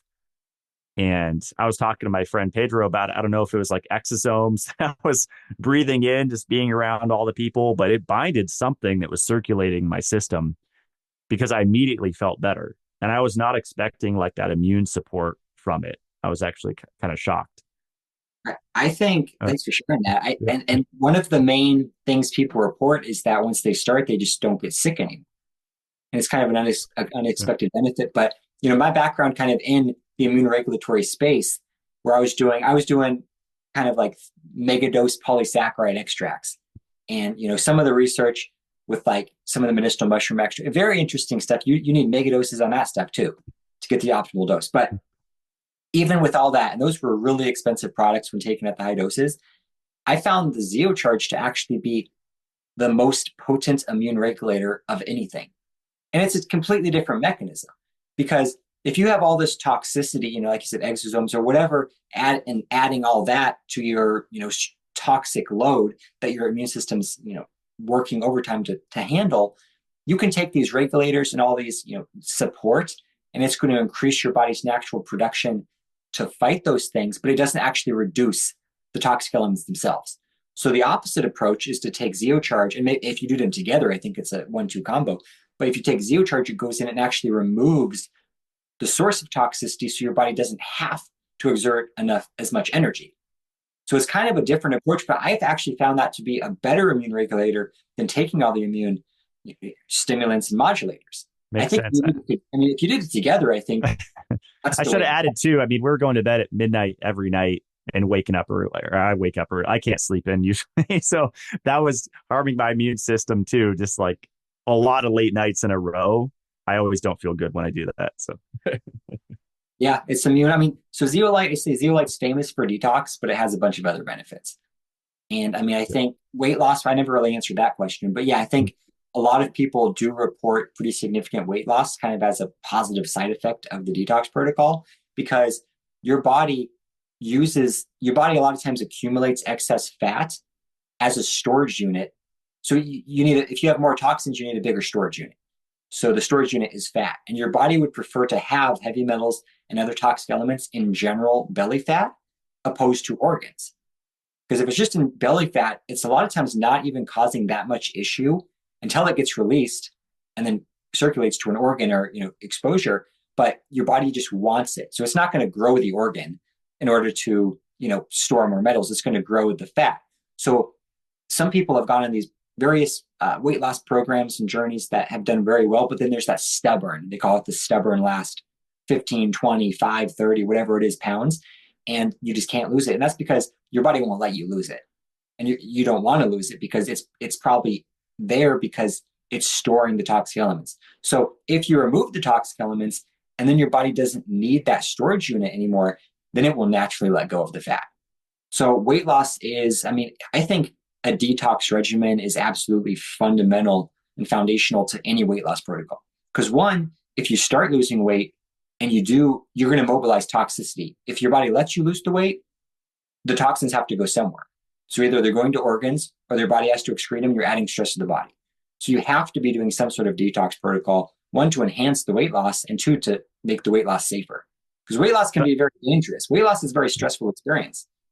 A lot of health educators just say all you need to do is ground and get sunlight and you'll lose weight. I've seen that advice. It's probably a piece, but not 100%. Well, those are good things, but it's there's a lot of good stuff out. That's the thing. It's kind of interesting because I used to be more everything. Like I would do so much stuff, and now it's like I'm really laser focused on like one product. And I like a bunch of other stuff. It's just that I really have, out of everything I've tried, the supplements, the technology, the lifestyle changes, the EMF mitigation, I found the ZeoCharge for a lot of people to be the single most effective tool. And it just depends. It just depends on the person, what they're going through. But for some people, nothing compares. Do you think EMF sensitivity is often caused by heavy metals? Yes. Yeah. So I think, it's the bucket analogy, the threshold. Once your body can't handle what it's got going on, it's just EMFs are negatively affecting every single person. It's just, can you feel it or not? Same with everything else. So if you're sensitive to EMFs, you're probably sensitive to mold. I call it the 4M spectrum: mold, metals, magnetic fields, and microbes. You've got them all. And a lot of times I throw in a fifth M, mental, emotional, right? So a lot of the people that are more emotionally more sensitive are also more sensitive to EMFs and sensitive to mold and sensitive to some of these other things. Kind of interesting. So, but it all adds to the bucket. But yeah, I think if you can reduce, you've got the direct effect of EMFs on metals like an antenna. So there's that. And then you've just got the additional stress load on the body where the body can't deal with some of the, the peroxynitrate production and some of the additional stressors from the EMF. So I think definitely EMF mitigation, I think is really important because they're not good for us. But I think heavy metal detox and other detox is going to be great as well, because that's one thing we can control a little bit more. Sometimes you're out in the woods, I'm in the woods. I've got, hardwired everything. Like, not everyone's going to be able to do that. And I understand that. And we've got the satellites. It's like you can't completely get away from stuff. But we can all take control of our health through detox. Yeah. I don't use hardwired. I have Starlink Wi-Fi and I just put it to sleep when I go to bed. I use Bluetooth devices. I just limit my exposure and then make sure I have, the vitamin C that I sell, the vitamin E, there's zinc and selenium that contribute to EMF protection. And there's all these pieces. So yeah. You live in a bubble. Like that's the thing. Yep. It's the mental stress. I know you just did the one about the doomsday mindset. Yeah. I listened to some of which was good. It's like the stress of trying to be healthy a lot of times is worse than the other toxicity we're faced with. Like straight, like we have to live, and we're not going to be able to avoid all the toxicity. So we just have to do what we can and go from there. Yeah. Well, before we jump into the Q&A, Jeff, I wanted to touch on, you said you wanted to circle back to the disrupting vitamin and mineral status. You were telling that story of 5 grams twice a day was disrupting vitamin minerals, but 10 grams once a day didn't. Yeah. Did you have anything more to say on that? Yeah, Or absolutely. So, and that's, one of the, claims to fame for zeolite is it's a selective binder. It's not binding to minerals. It's just this perfect thing that's going to go in and bind to every single toxic element and never cause an issue, right? So that's kind of what's out there on the internet. We just have to understand, the mechanism of what's happening. So it is nice that it is selective and it's not directly binding to essential nutrients. That's great. But we have to ask ourselves, what is the total effect of what happens when you take it? So there's two really things that can happen when you take zeolite. One, it adds stress to your body. Two, it reduces stress on your body. So ideally, when you're taking, that's where the dose comes in. The higher dose is more likely to result in reducing stress load opposed to adding stress. If you can take zeolite and have it reduce stress on the body, it's not going to negatively impact vitamins, minerals. It's going to improve those things. And there's even research showing that it improves glutathione and superoxide dismutase and antioxidant pathways. So all sorts of great stuff, but it's all about, is it reducing stress on the body?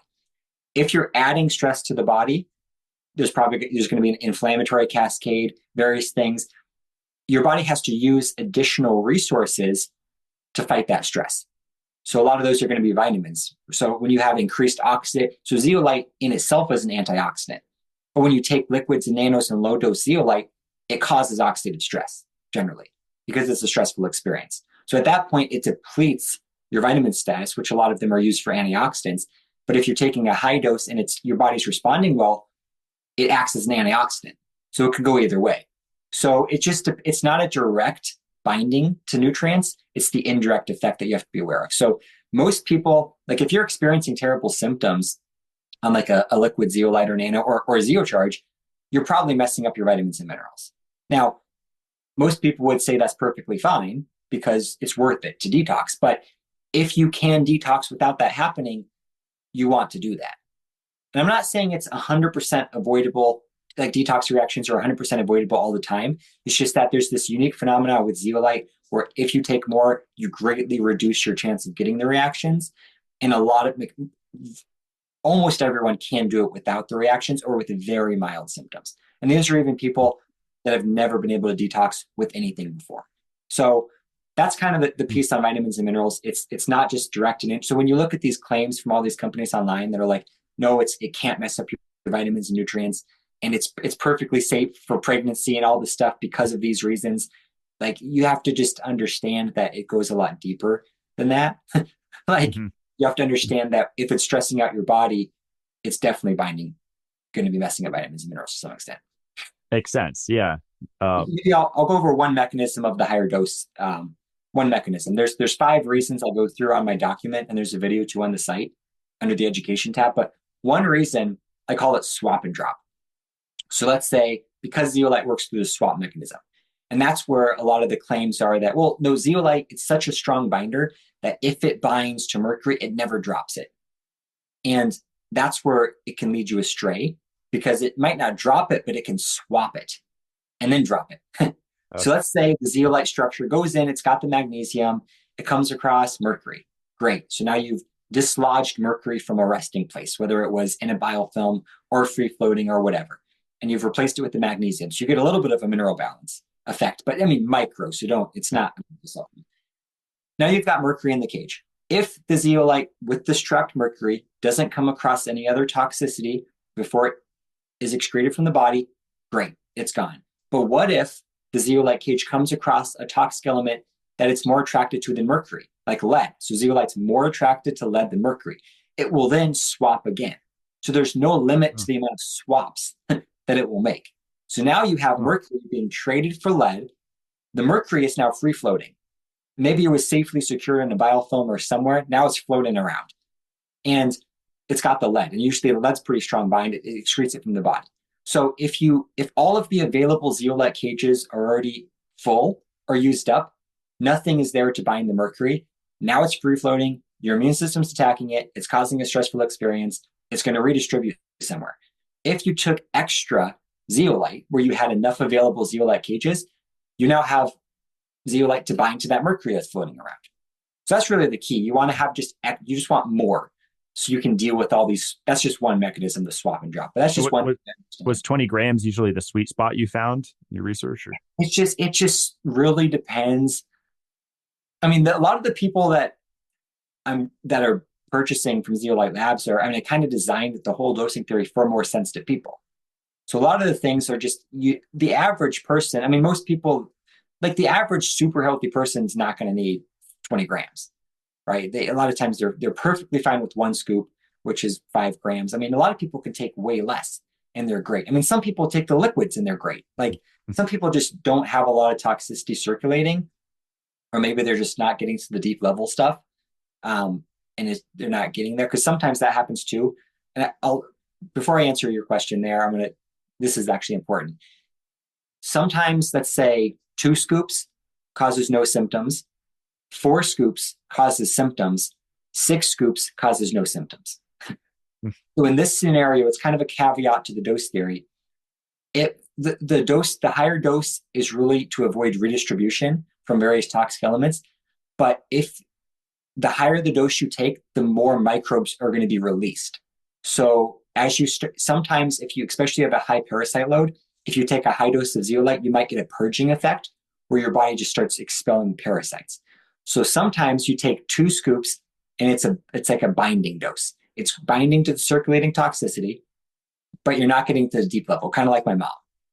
But then you take 4 scoops and maybe you get to the point where you're releasing mercury from the deep level, and it's a little bit stressful because now you need more. Then you go to 6 scoops and that's enough.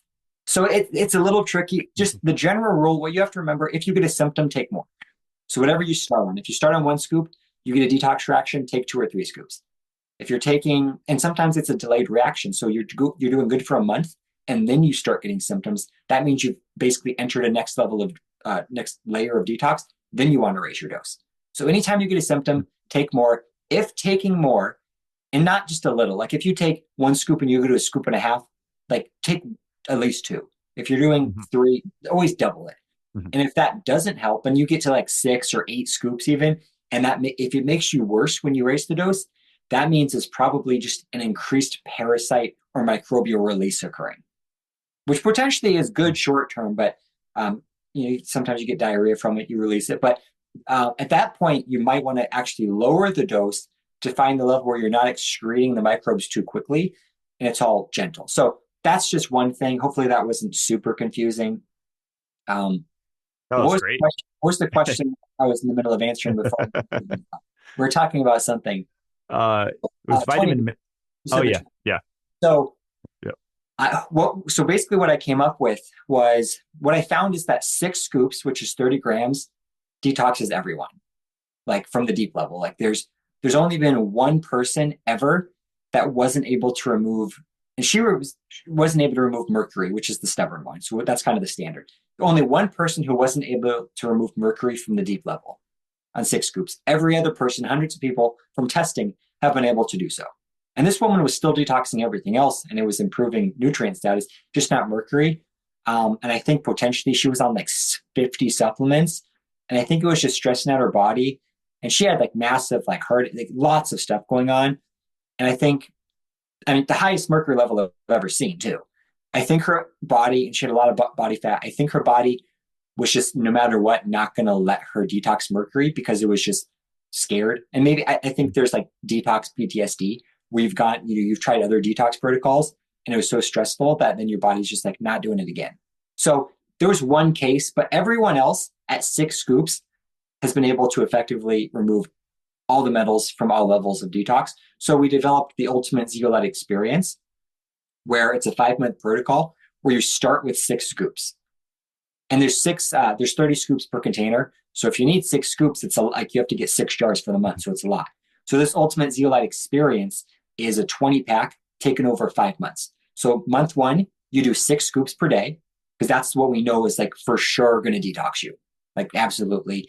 And maybe it's more than you need, but we want to play it safe rather than sorry. If you're doing consistent testing every single month, that's another option. You probably don't need to start that high, but if not, just start with the higher dose, right? So 6, month 1, month 2, you go to 5 scoops per day. Month 3, 4 scoops per day, then 3, then 2, and then you're done. And then you can maintain on 1 with the goal of you still want to continue, but at that point, 1 scoop per day should be enough to keep the detox ball rolling. What you don't want to do is take 1 scoop for like 2 years, 1 scoop a day for 2 years, assume it's working, and maybe it wasn't enough to actually open up the deep level detox pathways, and you've just been binding the whole time. So Ideally, you're getting consistent testing, like you were saying earlier, right? Yeah, and you can see. So that's kind of what we did. That's why from the testing, we determined, okay, 6 scoops, definitely enough. Most people, 4 scoops is enough, which is 20 grams. Most people, 2 scoops is enough. A lot of people, 1 scoop is enough. But it's just, how much do you have going on, right? If you've got a complex issue, if you're on that spectrum of like Lyme disease, mold toxicity, a lot of circulating toxins, if you have breast implants, if you've got amalgam fillings or have had amalgam fillings, even if they've been removed, you still have mercury in your tissue guaranteed because it does not go anywhere. I can prove that as well. If anyone wants to, I have that data for that. So yeah, at that point, you just want to start high work down. Now, so that's a larger investment, right? That's $1,000 for the 5-month protocol for 20 days. Interesting you mentioned breast implants because I've been trying to find a protocol for that because breast implant illness, I haven't had a show on it yet. I want to at some point, but I think there's all sorts of protocols for that. And I've like thought, oh, systemic enzymes and it can't hurt. No, I sell those. That was one of my first products. And, scar tissue, that's always going to be forming with inflammation, but I'm sure that's just one piece of it. So I think, yeah, those are some of the clients who will get the fastest and most immediate results, just because they've got a lot of times, especially if they're leaking or causing issues, a high level 1 toxicity load, high daily dose of toxins. Anyone with a high daily dose of toxins generally responds well. Those are the people who a lot of times feel better right away. Once again, what I tell people is when you detox, you either want to feel nothing or you want to feel better.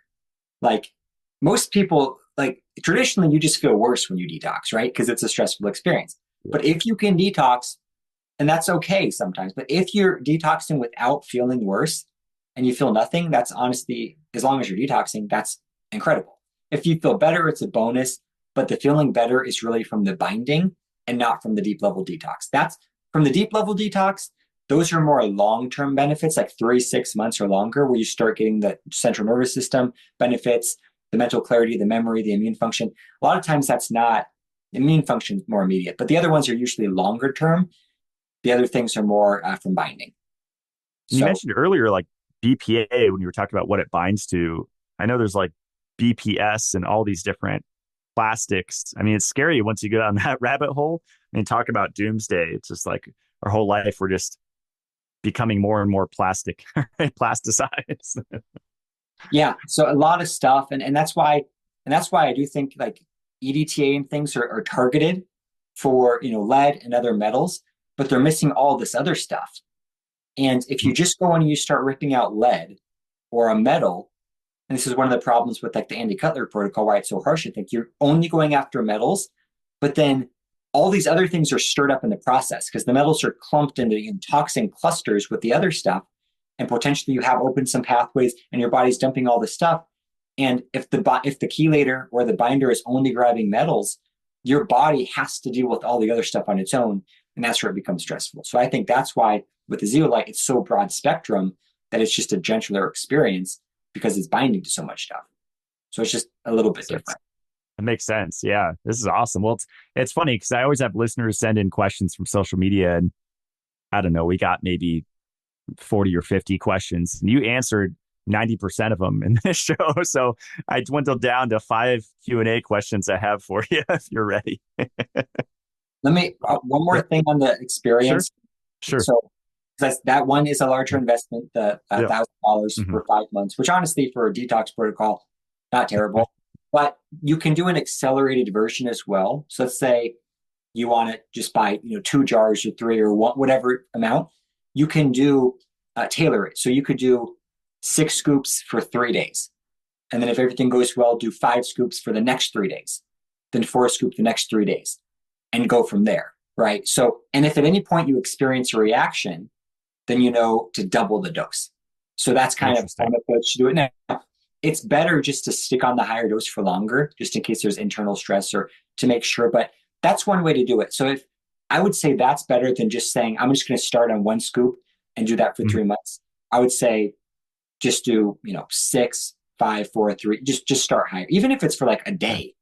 But because you can start detoxing pretty quickly, but you could do a week on 6, a week on. You can tailor it to whatever your budget affords. But I always recommend, now if you're not sensitive at all and you have no issue, like just take a scoop or two. And if you just want more of a binding effect, that's fine. So whatever you want to do, there's multiple ways to use it. I've mostly in this interview been talking about it as a detox agent. So a lot of practitioners use it as a traditional binder. So instead of charcoal, instead of bentonite clay, instead of these other things, they're using zeolite. They're using a push program, kind of like Matt, right, with the HTMA stuff. He's using it as a binder to start grabbing some of the toxic elements that are being pushed out from the other thing. And if you're doing that, then go for it. And maybe at that point, you want to do twice a day because you're pushing stuff out, right? So it really depends on if you're combining with other things. If you're only using zeolite as your primary detox agent, that's when I recommend basically everything I've said here, the once per day, the high dose. But if you're combining it with all sorts of other stuff, then you can really experiment and do what your practitioner says or whatever you feel. I'm glad you said that. So if you're going pedal to the metal and you're doing mineral balancing with HTMA plus Zeocharge, then maybe twice a day might be good. You have to experiment with that. 3, I mean, a lot of times you're doing 3 times a day on the mineral balancing supplements. So maybe you can do 3 because you're already kind of stressing out your system with that. So it's like maybe the zeolite 3 times a day is going to help reduce the stress more. Interesting. So, and that's just, I mean, so that's one approach. I personally have found this like zeolite and pretty much all binders in general to be less effective at that than like, I think zeolite is better as like the main detox agent opposed to a binder. So a lot of people think they can do like a chelation protocol or something and then add zeolite and it's going to completely eliminate all their symptoms. I haven't found that to work that well. Just because I don't know, it just doesn't seem to work as well. But I think it still helps. So if you're doing something, add it in. But if you're using it as the primary, once per day, higher dose. I remember Matt had my show. He said he spent, I don't know, tens of thousands of dollars on different protocols from practitioners. So on your site, the Ultimate Zeolite Experience, the 20-pack for $1,000. And then you have the protocol laid out there. Month 1, 6, month 2, 5, 4, 3, 2, 1, going up to 5 months. I think that's affordable. I mean, I've heard stories from a lot of people I've interviewed that healed from complex illnesses. They spent, I mean, tens of thousands before they found something that was a lot more affordable that worked. So I'm always trying to like save people money and like, have an affordable option. But honestly, $200 a month for 5 months of something that is proven to work, like at that dose, we know. And there's something to be said for that peace of mind where you could probably, like if you're taking maybe like the charcoals and the bentonite, maybe some of that stuff, maybe you can get off of it. Maybe there's some other detox stuff because with Zeocharge, you can generally get to max detox. So if you're taking some random stuff that you've been taking for a long time, maybe some, I don't know, I don't want to say things, but initially I like to say just add it in and don't make a bunch of changes because you don't know what's happening. But then over time, you can start trying to reduce some of the others. Because even like some nutritional stuff, like people are seeing their minerals and vitamins go up from the zeolite by the reduction of oxidative stress and other stress in the body.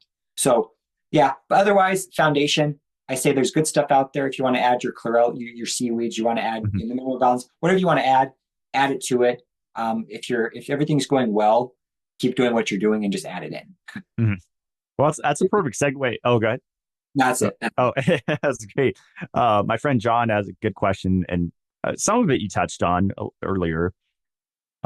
Synergistic supplements and therapies with the Zeocharge. And you sound like me. I mean, we're talking about Neurooptimal before we started recording. Behind me, I have in my friend's PEMF machine, Therify, having an interview on this week.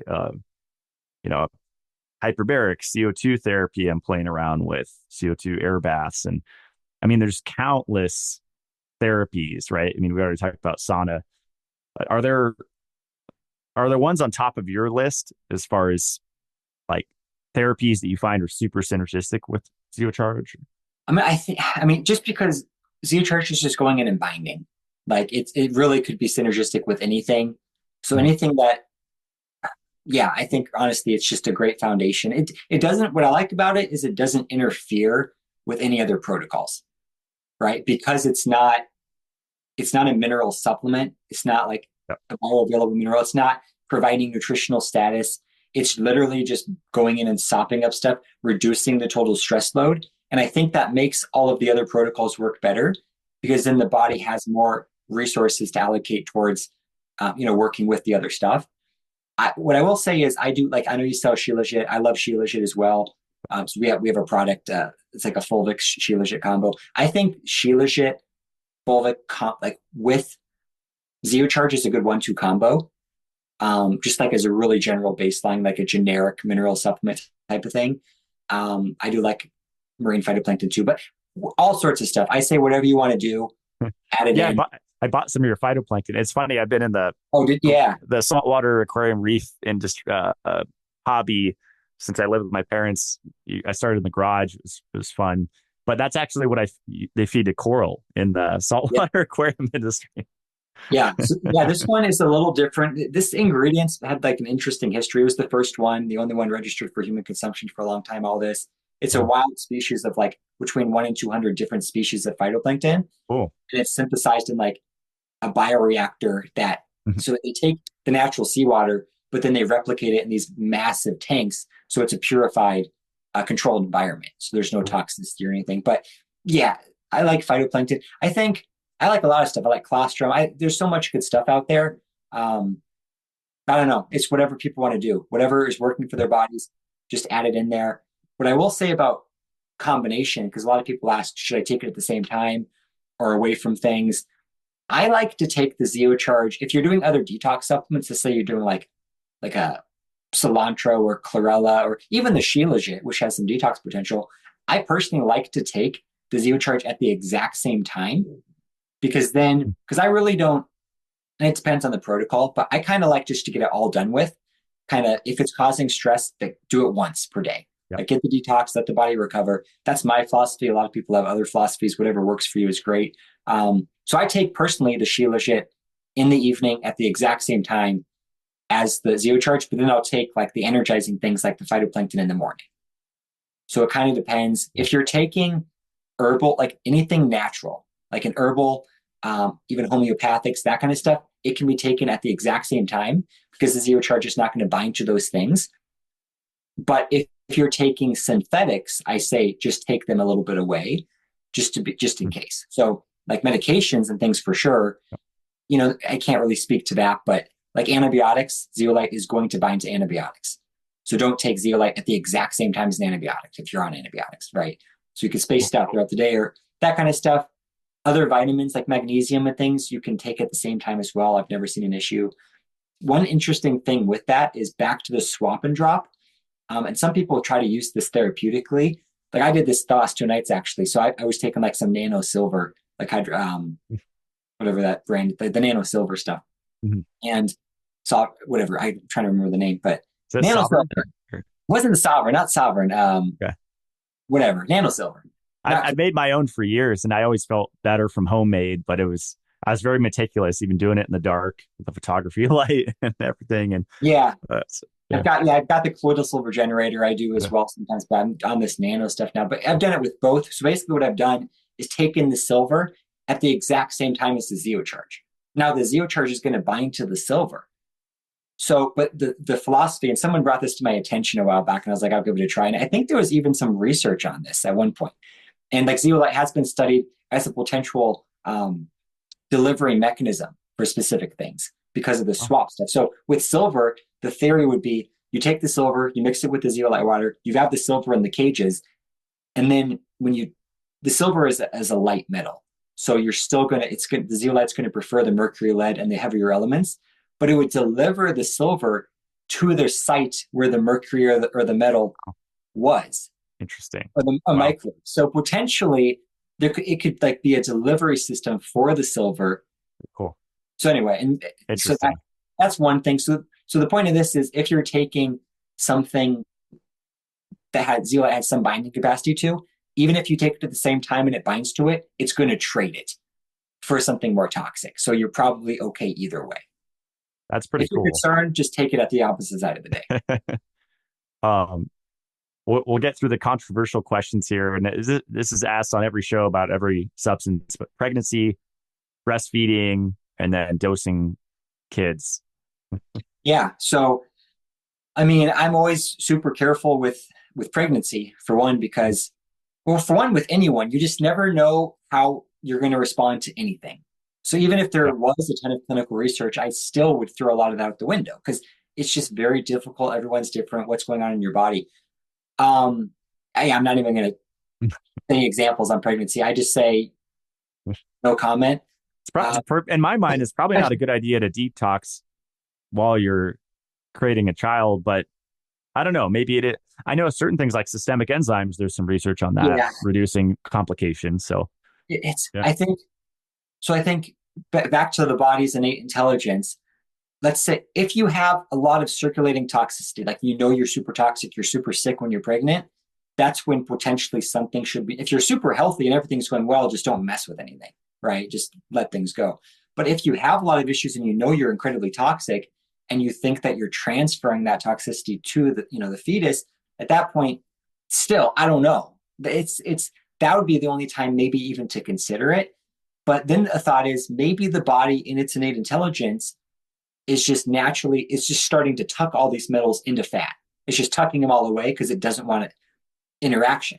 So then if you start taking a detox agent when you're pregnant, it might stir things up and like start the detox and that's fighting against the body, right? So that's where it's tricky. I mean, I know people who have gone through taking it through the entire pregnancy, but I never recommended it, and I never will, just because I just never will. But yeah, I don't know. The answer is I don't know. yeah. But what I would say is don't just look at the information online that says zeolite is 100% safe. It can do no harm, because I've seen this a lot when like the nanos and stuff, all these pregnant women taking it because they say, oh, the company says it can't do any harm. It can't mess up my minerals. It can't be stressful. We know that's not true. So just take everything into account. Imagine breastfeeding would be a little safe.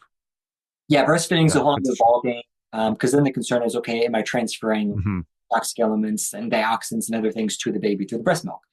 And if you are, then okay, taking the zeolite, binding those things, and then there's going to be less being excreted through the breast milk. I mean, is zeolite going through the breast milk? I don't know. So if it's not, then it would probably be an ideal situation, because then you're not giving zeolite to the child. You're just binding things and excreting them through normal pathways, and then the body's not excreting stuff to the breast milk.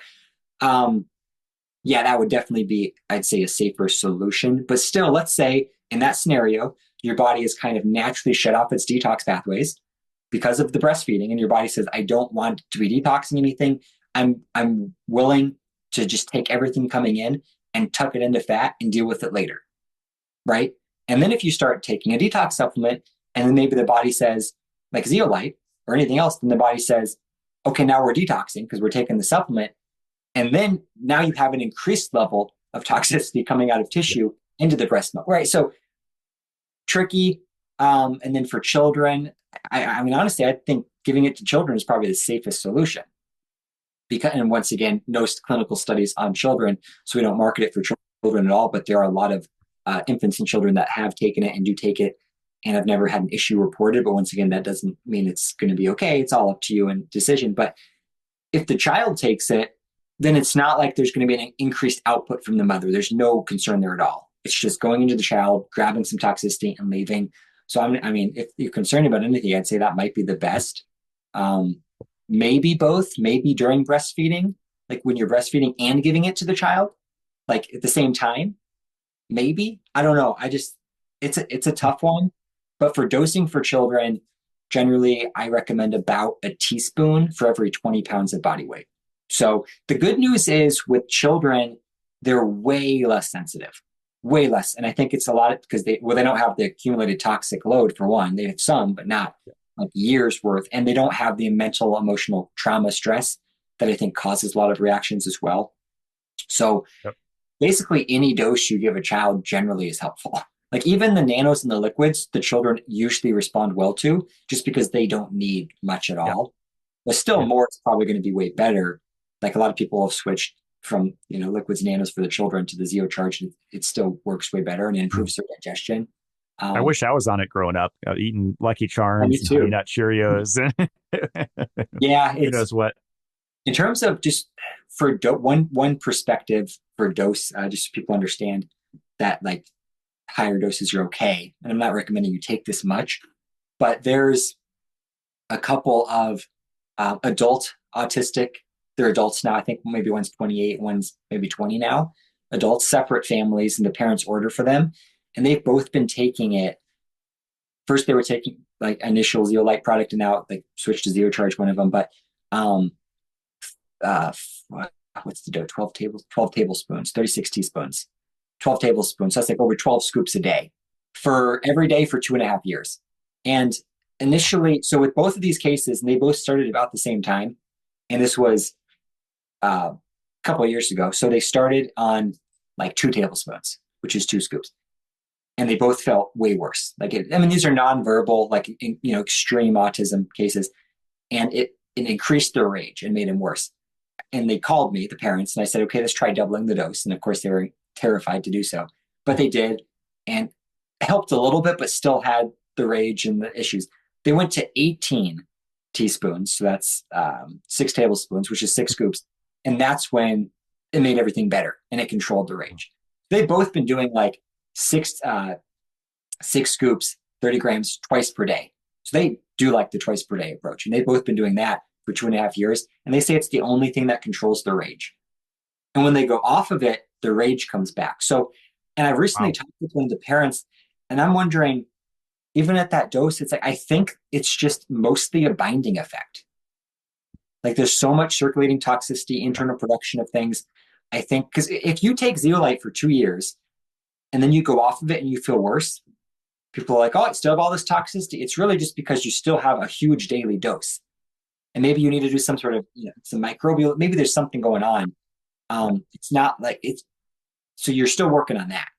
So I don't even know, I haven't tested these individuals. They're not my clients. They're just, customers. But that's funny because we did have a question about autism. You just answered it. So yeah, it's really, with autism, it's so complex. There's so many various things, but we know there's gut dysfunction. We know there's a lot of toxicity, microbial issues, all the things that are a result of other things. And that's where Zeocharge can be incredibly helpful, just because it goes up and binds to it. It just, I like to say it calms the storm in the body.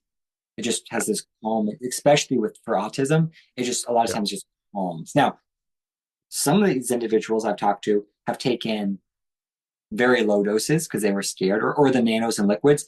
Complete disaster, like especially for older individuals. And it just, it's either going to make you better or you're worse type of thing. So it depends. It's not, but for children, a lot of times they even get good results with liquids because they don't need them much, but still, I would never recommend them, but give credit where credit's due. Jeff, you're a wealth of information. That I already added your product to my website because I love it. I just love the depth of education that you provide on it and all the details. And thanks so much. Zeolitelabs.com, right? Yes, that's the site. This education tab has a bunch of videos. There's actually a case studies tab that has a bunch of the case studies that you can look through as well. And that's pretty much the best way to get information. I have technically an Instagram. I just downloaded it on my phone like 2 days ago. So I think I'm up to 34 followers, not 34,000, 34 followers, but I might start posting. So if anyone wants to follow Zeolite Labs on Instagram, maybe they'll get some content, maybe not, but they'll see it. Then you can reach out to me, Jeff at zeolitelabs.com, and I'm happy to answer any questions for anyone. This was so much fun. Yeah. And you guys can use the code Blackburn to save, I think it's 10%. So perfect. Yeah. Awesome, Jeff. Well, thanks so much. This was awesome. Thanks for everything you do, and stick around as we close out the show. Thanks for having me. That is all for today. I usually try to limit the amount of reruns or reposts that I do for old shows, but when there's one as good as this, I know that a lot of listeners can't keep up with the once a week podcast. A lot of my shows go for 2 hours, even 3 hours sometimes. So I hope this allows some of you to catch up. And if you missed this show, even better, because this was one of my favorite shows by far of 2024. Prior to speaking with Jeff, I had never heard anybody in the zeolite space, especially the multi-level marketing space, talk about the importance of high dosing or mega dosing. So as Jeff explained, you have enough cages floating around so that if a cage lets go of a metal, there's plenty of cages in circulation to grab that metal again. And as I mentioned in the intro, that swap mechanism is fascinating. And it was by far my favorite thing that I've learned from Jeff. On his Zeolite Labs website on the front page, it reads, Zeocharge has the proven ability to reduce tissue levels of 15 toxic metals, help balance essential minerals, increase tissue vitamin saturation, and offer a gentle detox experience. So that's a pretty comprehensive whole body improvement. I'm definitely in the camp that everybody has excess heavy metal toxicity. If you go back to my previous show, when I talked about acid rain and salt-based NPK fertilizer, we have metals being liberated unnaturally from the earth. And aluminum is one of the most abundant elements on the planet. And pretty much everybody has excess aluminum in their tissues. And I really liked how Jeff explained the 3 levels of detox and how Zeocharge starts at the first one. And as the body feels safe to release metals from deep storage into level 2, you start moving these out of your body when you're consistent with taking zeolite. So I've been taking 30 grams of his product since I interviewed him about 5 months ago. And I'm also using the OligoScan at my house every 3 weeks to measure the levels in my hand. And I'm consistently seeing a fluctuation happen where it goes up and down, which is consistent with the 3 levels of detox theory that he explained. It is my current understanding that the body will intelligently move metals out of critical important areas into less important areas, like, say, the tissues of the hand. I haven't had any functional medicine blood work done for a while, but I could say just from a experiential level, I definitely feel in this stressful year where I'm moving to a new mountain, building from raw land, driving up there every couple days to oversee a million moving parts that have to be done before snow comes. Just a lot of stress, a lot of pressure. And my nervous system, my mind, my emotions, everything is really stable, actually more than ever when life is more chaotic than ever. And zeolite is one of the main things that I changed. So my idea is that I'm moving these metals out of my organs and glands, so my total body function is improved. And I would say the other 2 parts to my heavy metal strategy: high dose melatonin. I'm personally taking 200 milligrams of the Mitolife melatonin every night. It's an excellent metal chelator among hundreds of other things. And I'm also taking 1 gram of shilajit resin tablets. I've been taking shilajit since around 2011, and that's an excellent source of fulvic acid, which supports detoxification, it supports mitochondrial function, and it supplies all of these beneficial minerals and trace minerals that are difficult to get from the food. So if you want to try Zeocharge, head over to zeolitelabs.com and use the discount code Blackburn to save 10%. And before taking it, I highly recommend going to the education center and listening to a bunch of the videos that he has up on YouTube, just to get a better understanding of dosing and timing. And also his case studies that he posts are incredible. So I'll keep doing my LegoScan every once in a while. I post my results on Instagram when I do it.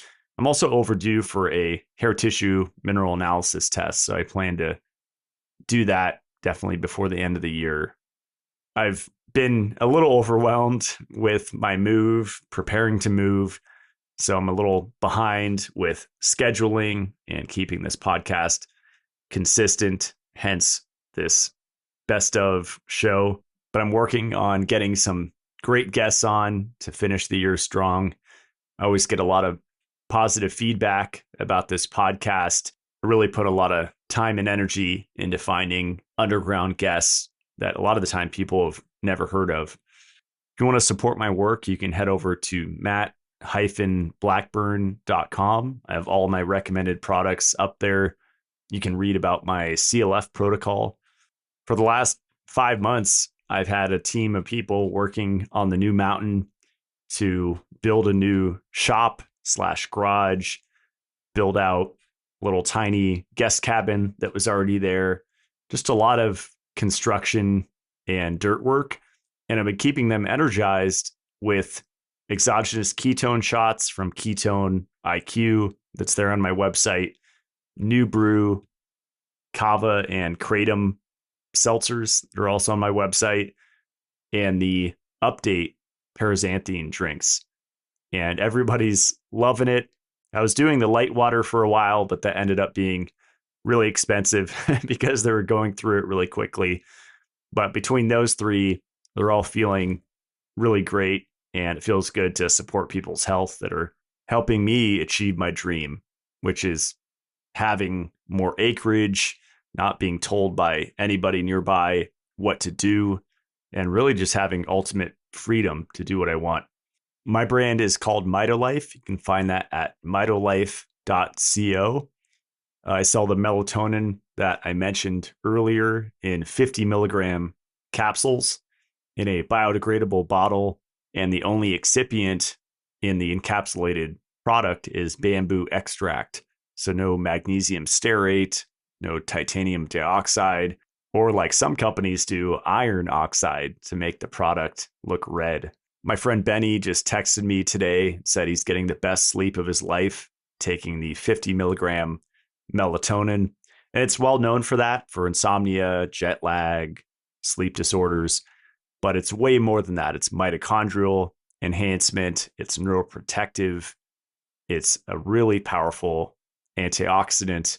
And as I mentioned earlier, a powerful heavy metal chelator. So I really feel like the high dose melatonin goes really well with the high dose zeolite. That's what I'm personally doing every day, plus the Shilajit 5 tablets of my Panacea product, and I'm feeling incredible. I am working on getting the probiotic back in stock. A lot of people miss the endotoxin reducer product. So I'm actually adding an interesting ingredient to it. You can see it up there on the Mitolife site. It's called Floriform. It's the new name of the product. And there's a new blend ingredient in there. It's a trademark product called Pre4 Pro, but it's a blend of bacteriophages. And I've been experimenting with those for the last couple years and feeling amazing from them. They're a really innovative prebiotic. So that blend is replacing the FOS that I had in the previous product, the fructo-oligosaccharides. And I think this is a more interesting and effective product than the one before. And I'm also putting it in an acid-resistant capsule so it can get deeper in the intestinal tract. So that is all for today. I'll work on getting some more fun guests on here. Follow me on Instagram, Matt Blackburn. Follow the Mitolife page. Check out the Mitolife YouTube channel. And share this with friends and family if you think that it could help them improve their health. I'll see you guys next Friday. Stay supercharged.